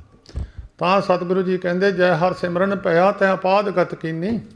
ਬਹੁਤ ਵੱਡੀ ਗਤੀ ਹੈ, ਜਿਹੜਾ ਤੈਨੂੰ ਕੋਈ ਹੱਥ ਨਾ ਲਾਊ, ਐਡੀ ਵੱਡੀ ਗਤੀ ਤੈਨੂੰ ਕੋਈ ਦੁਨੀਆ ਦੇ ਵਿੱਚ, ਕਿਉਂਕਿ ਸਾਰੇ ਤਾਂ ਉਹਦੇ ਹੁਕਮ ਵਿੱਚ ਹੈ। ਜਦ ਤੂੰ ਉਹਦੇ ਨਾਲ ਤੇਰਾ ਮਿੱਤਰਚਾਰਾ ਹੋ ਜਾਣਾ, ਸਾਰੇ ਤਾਂ ਉਹ ਤੋਂ ਡਰਦੇ ਆ। ਅੱਗ ਵੀ ਉਹ ਤਾਂ ਅੱਗ ਉਹਨੂੰ ਸਾੜਦੀ ਨਹੀਂ ਹੈ, ਪਾਣੀ ਉਹਨੂੰ ਡੋਬਦਾ ਨਹੀਂ ਹੈ। ਅਤੇ ਇਸੇ ਤਰ੍ਹਾਂ ਇਹ ਜਿਹੜੇ ਚੀਜ਼ਾਂ ਜਿਹੜੀਆਂ ਉਹਦੇ ਹੁਕਮ ਦੇ ਅੰਦਰ ਹੈ, ਉਹਨੂੰ ਫਿਰ ਪੋ ਨਹੀਂ ਸਕਦੀਆਂ। ਕਈ ਬੰਦੇ ਜਾਲੇ ਡੁੱਬੇ ਤਸਕਰ ਨਹੀਂ ਲੇਵੇ, ਪਾਹੇ ਨੇ ਸਾਕੇ ਜਾਲੇ।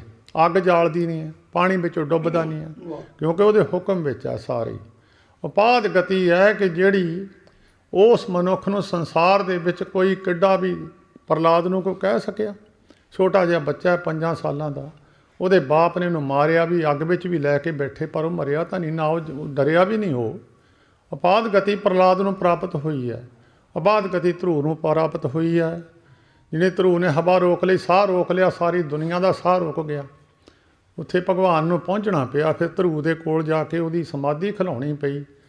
ਇਹ ਸਤਯੁਗ ਵਿੱਚ ਦੋਏ ਛੋਟੇ ਛੋਟੇ ਬੱਚੇ ਹੋਏ ਆ, ਜਿਨ੍ਹਾਂ ਦਾ ਜ਼ਿਕਰ ਹੁਣ ਵੀ ਗੁਰੂ ਗ੍ਰੰਥ ਸਾਹਿਬ ਵਿੱਚ ਹੈ। ਨਾਮ ਜਪੋ ਜੀ ਐਸੇ ਐਸੇ, ਧਰੂ ਪ੍ਰਹਲਾਦ ਜਪਿਓ ਹਰ ਜੈਸੇ।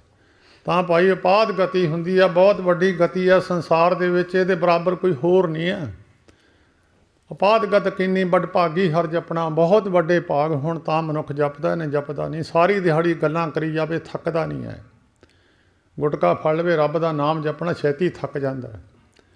ਕਹਿੰਦੇ ਵੱਡ ਭਾਗੀ ਹਰ ਜਪਣਾ। ਬਹੁਤ ਵੱਡੇ ਭਾਗ ਜਿਨ੍ਹਾਂ ਦੇ ਹੁੰਦੇ ਆ, ਉਹ ਜਪਦੇ ਆ, ਉਹਨੂੰ ਪ੍ਰੇਮ ਕਰਦੇ ਆ, ਉਹਦੇ ਨਾਲ ਹਰ ਵੇਲੇ ਉਹਨੂੰ ਯਾਦ ਰੱਖਦੇ ਆ। ਯਾਦ ਉਹਨੂੰ ਹੀ ਰੱਖੀਦਾ ਜਿਹੜੀ ਜ਼ਿਆਦਾ ਚੀਜ਼ ਪ੍ਰੇਮੀ, ਜਿੰਨਾ ਜ਼ਿਆਦਾ ਪ੍ਰੇਮ ਹੁੰਦਾ ਉਹ ਧਿਆਨ ਵਿੱਚ ਹੀ ਰਹਿੰਦਾ। ਜਿਹੜੀ ਜ਼ਿਆਦਾ ਚੀਜ਼ ਪ੍ਰੇਮੀ ਆ, ਮਹਾਂਪੁਰਸ਼ਾਂ ਨੂੰ ਇੱਕ ਵਾਰੀ ਕਿਸੇ ਨੇ ਕਿਹਾ ਜੀ ਰੱਬ ਦਾ ਨਾਮ ਚੇਤਾ ਨਹੀਂ ਰਹਿੰਦਾ। ਕਹਿੰਦੇ ਤੇਰਾ ਪ੍ਰੇਮ ਨਹੀਂ ਆ। ਕਹਿੰਦਾ ਜੀ ਪ੍ਰੇਮ ਤਾਂ ਬਹੁਤ ਕਰਦੇ ਆ ਪਰ ਚੇਤਾ ਹੀ ਨਹੀਂ ਰਹਿੰਦਾ। ਕਹਿੰਦੇ ਪੈਸੇ ਦੱਬੇ ਹੋ ਆ ਕੇ? ਤਾਂ ਕਹਿੰਦਾ ਹਾਂਜੀ। ਕਹਿੰਦੇ 24 ਘੰਟੇ ਧਿਆਨ ਉੱਥੇ ਰਹਿੰਦਾ ਨਾ? ਕਹਿੰਦਾ ਹਾਂਜੀ। ਕਹਿੰਦੇ ਜਿਹੜੀ ਚੀਜ਼ ਨਾਲ ਜ਼ਿਆਦਾ ਪ੍ਰੇਮ ਆ ਉੱਥੇ ਤੇਰਾ ਧਿਆਨ ਰਹਿਣਾ। ਕੋਈ ਕਿਸੇ ਦਾ, ਬੰਦੇ ਦਾ, ਬੀਬੀ ਦਾ ਪ੍ਰੇਮ ਹੈ, ਕਈ ਬੰਦਿਆਂ ਦਾ ਆਪਸ ਵਿੱਚ ਪ੍ਰੇਮ ਹੈ, ਇੱਕ ਦੂਜੇ ਨੂੰ ਧਿਆਨ ਵਿੱਚ ਹੀ ਰੱਖਦੇ ਆ। ਇਸੇ ਤਰ੍ਹਾਂ ਜਿਹਨਾਂ ਰੱਬ ਦਾ ਪ੍ਰੇਮ ਹੈ, ਵਡਭਾਗੀ ਹਰ ਜਪਣਾ, ਬਹੁਤ ਵੱਡੇ ਭਾਗ ਹੈ, ਉਹ ਇੱਧਰ ਨੂੰ ਤੁਰਦੇ ਆ, ਉਹ ਰੱਬ ਨੂੰ ਚੇਤੇ ਕਰਦੇ ਆ। ਜਾਂ ਨਾਨਕ ਕੋ ਗੁਰ ਇਹ ਮਤ ਦੀਨੀ ਜਪ ਹਰ ਭਵ ਜਲ ਤਰਨਾ। ਗੁਰੂ ਰਾਮਦਾਸ ਮਹਾਰਾਜ ਚੌਥੇ ਗੁਰੂ ਨਾਨਕ। ਅੱਜ ਦੁਨੀਆ ਦੇ ਅੰਦਰ, ਸੰਸਾਰ ਦੇ ਅੰਦਰ ਗੁਰੂ ਰਾਮਦਾਸ ਮਹਾਰਾਜ ਦਾ ਸਥਾਨ ਦੁਨੀਆ ਵਿੱਚ ਅਜੂਬਾ ਹੈ। ਦੁਨੀਆ ਬਾਹਰਲੇ ਮੁਲਕ ਵੀ ਦੇਖਣ ਆਉਂਦੇ ਆ। ਜਿਨ੍ਹਾਂ ਨੂੰ ਜਦੋਂ ਗੁਰੂ ਰਾਮਦਾਸ ਮਹਾਰਾਜ ਨੂੰ ਸ਼ਗਨ ਪਾਇਆ ਸੀ ਗੁਰੂ ਅਮਰਦਾਸ ਮਹਾਰਾਜ ਨੇ ਗੋਂਦਵਾਲ ਦੀ ਧਰਤੀ 'ਤੇ, ਗੁਰੂ ਰਾਮਦਾਸ ਮਹਾਰਾਜ ਘੁੰਗਣੀਆਂ ਛੋਲਿਆਂ ਨੂੰ ਲੂਣ ਲਾ ਕੇ ਵੇਚਦੇ ਸੀ, ਬੈਠ ਕੇ ਇੱਕ ਛਾਬੜੀ ਵਿੱਚ ਰੱਖ ਕੇ ਕਾਗਜ਼ਾਂ ਵਿੱਚ ਪਾ ਕੇ ਥੋੜ੍ਹੇ ਥੋੜ੍ਹੇ ਪੈਸੇ ਲੈ ਕੇ ਵੇਚਦੇ ਸੀ। ਤਾਂ ਜਦੋਂ ਮਾਤਾ ਜੀ ਨੇ ਗੁਰੂ ਅਮਰਦਾਸ ਮਹਾਰਾਜ ਨੂੰ ਕਿਹਾ ਲੜਕੀ ਦੀ ਸ਼ਾਦੀ ਕਰਨੀ ਹੈ, ਕਹਿੰਦੇ ਕੋਈ ਨਹੀਂ ਕਰ ਦਿੰਦੇ ਆ। ਕਹਿੰਦੇ ਮੁੰਡਾ ਮਹਾਰਾਜ ਇੱਦਾਂ ਦਾ ਹੋਣਾ ਚਾਹੀਦਾ ਜਿੱਦਾਂ ਦਾ ਮੁੰਡਾ ਹੈ ਬੈਠਾ। ਕਹਿੰਦੇ ਇਹਦੇ ਵਰਗਾ ਤਾਂ ਇਹੀ ਆ, ਫਿਰ ਇਹਦੇ ਵਰਗਾ ਤਾਂ ਹੋਰ ਕੋਈ ਹੈ ਨਹੀਂ। ਜਿਨ੍ਹਾਂ ਦਾ ਆਪਣਾ ਘਰ ਵੀ ਨਹੀਂ ਸੀ, ਕਿਰਾਏ 'ਤੇ ਬੈਠੇ ਸੀ ਗੁਰੂ ਰਾਮਦਾਸ ਮਹਾਰਾਜ। ਉਹਨਾਂ ਦੀ ਨਾਨੀ ਲੈ ਕੇ ਆਈ ਸੀ, ਮਾਤਾ ਪਿਤਾ ਚੜ੍ਹਾਈ ਕਰ ਗਏ, ਨਾਨੀ ਲੈ ਕੇ ਆਪਣੇ ਘਰ ਨੂੰ ਆ ਗਈ। ਉੱਥੇ ਛਾਬੜੀ ਲਾ ਕੇ ਦੇਣੀ, ਪੁੱਤ ਥੋੜ੍ਹੇ ਪੈਸੇ ਲਿਆ ਕਰ, ਆਪਾਂ ਗੁਜ਼ਾਰਾ ਕਰ ਲਿਆ ਕਰਾਂਗੇ। ਉਹ ਗੁਜ਼ਾਰਾ ਕਰਦੇ ਰਹੇ ਵਿਚਾਰੇ। ਗੁਰੂ ਅਮਰਦਾਸ ਮਹਾਰਾਜ ਨੇ ਬੀਬੀ ਭਾਨੀ ਦਾ ਸ਼ਗਨ ਗੁਰੂ ਰਾਮਦਾਸ ਮਹਾਰਾਜ ਨੂੰ ਪਾ ਦਿੱਤਾ।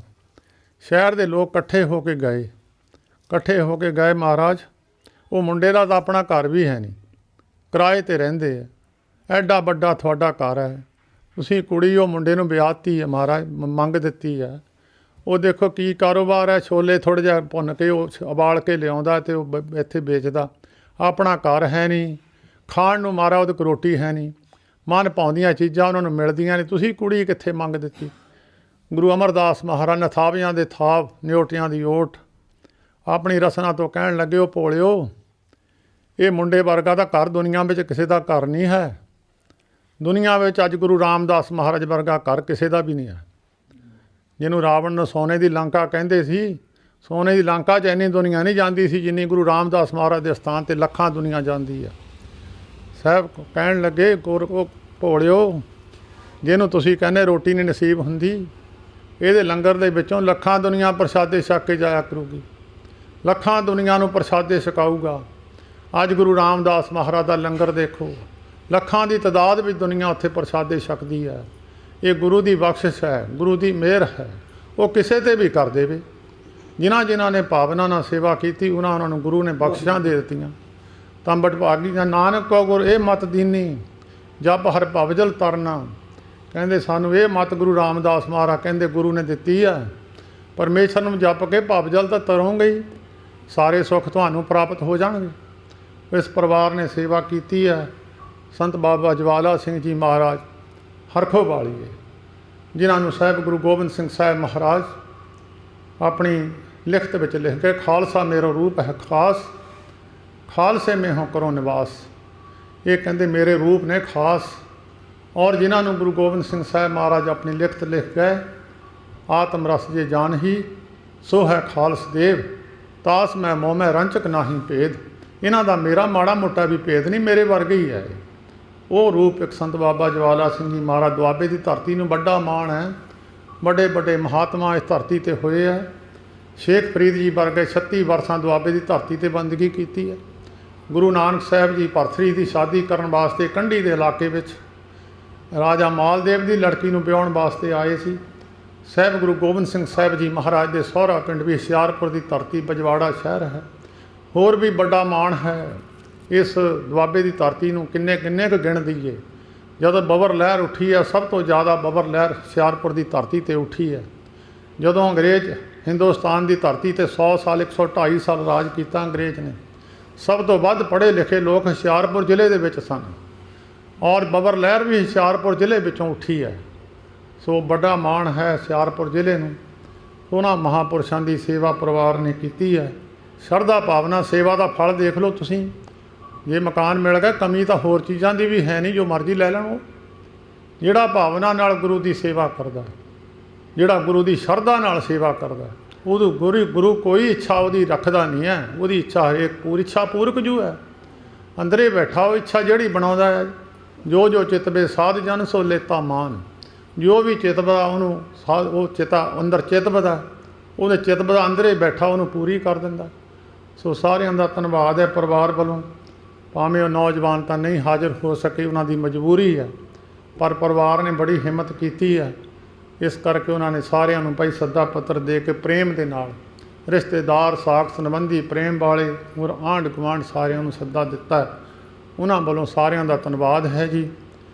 ਡੇਰਾ ਹਰਖੋਵਾਲ ਤੋਂ ਸੰਗਤ ਆਈ ਹੈ, ਬਹੁਤ ਸਾਰੀ ਸੰਗਤ, ਉਹਨਾਂ ਨੌਜਵਾਨਾਂ ਨਾਲ ਪ੍ਰੇਮ ਕਰਨ ਵਾਲੇ, ਕਿਉਂਕਿ ਉਹਨਾਂ ਨੇ ਸੇਵਾ ਬਹੁਤ ਕੀਤੀ ਉਸ ਸਥਾਨ 'ਤੇ, ਇਸ ਕਰਕੇ ਬਹੁਤ ਸੰਗਤ ਆਈ ਹੈ। ਪਾਠੀ ਸਿੰਘਾਂ ਨੂੰ ਬੇਨਤੀ ਹੈ ਕੜਾ ਪ੍ਰਸ਼ਾਦ ਦੀ ਦੇਗ ਵਰਤਾ ਦੇਣ, ਅਤੇ ਬਾਕੀ ਸੰਗਤ ਨੂੰ ਬੇਨਤੀ ਹੈ ਵੀ ਪਰਿਵਾਰ ਵੱਲੋਂ ਉਹਨਾਂ ਨੇ ਪ੍ਰਸ਼ਾਦਾ ਵੀ ਤਿਆਰ ਕੀਤਾ, ਉਹ ਵੀ ਛਕ ਕੇ ਜਾਣ ਦੀ ਗੁਰਮੁਖੋ ਉਹਨਾਂ ਦੀ ਬੇਨਤੀ ਪ੍ਰਵਾਨ ਕਰਿਓ। ਦਾਸ ਦੀ ਇੰਨੀ ਸੇਵਾ ਪ੍ਰਵਾਨ ਕਰਨੀ ਜੀ। ਸਾਰੇ ਹੁਣ ਇੱਕ ਵਾਰੀ ਰਸਨਾ ਪਵਿੱਤਰ ਕਰੋ ਜੀ। ਵਾਹਿਗੁਰੂ ਜੀ ਕਾ ਖਾਲਸਾ, ਵਾਹਿਗੁਰੂ ਜੀ ਕੀ ਫਤਿਹ।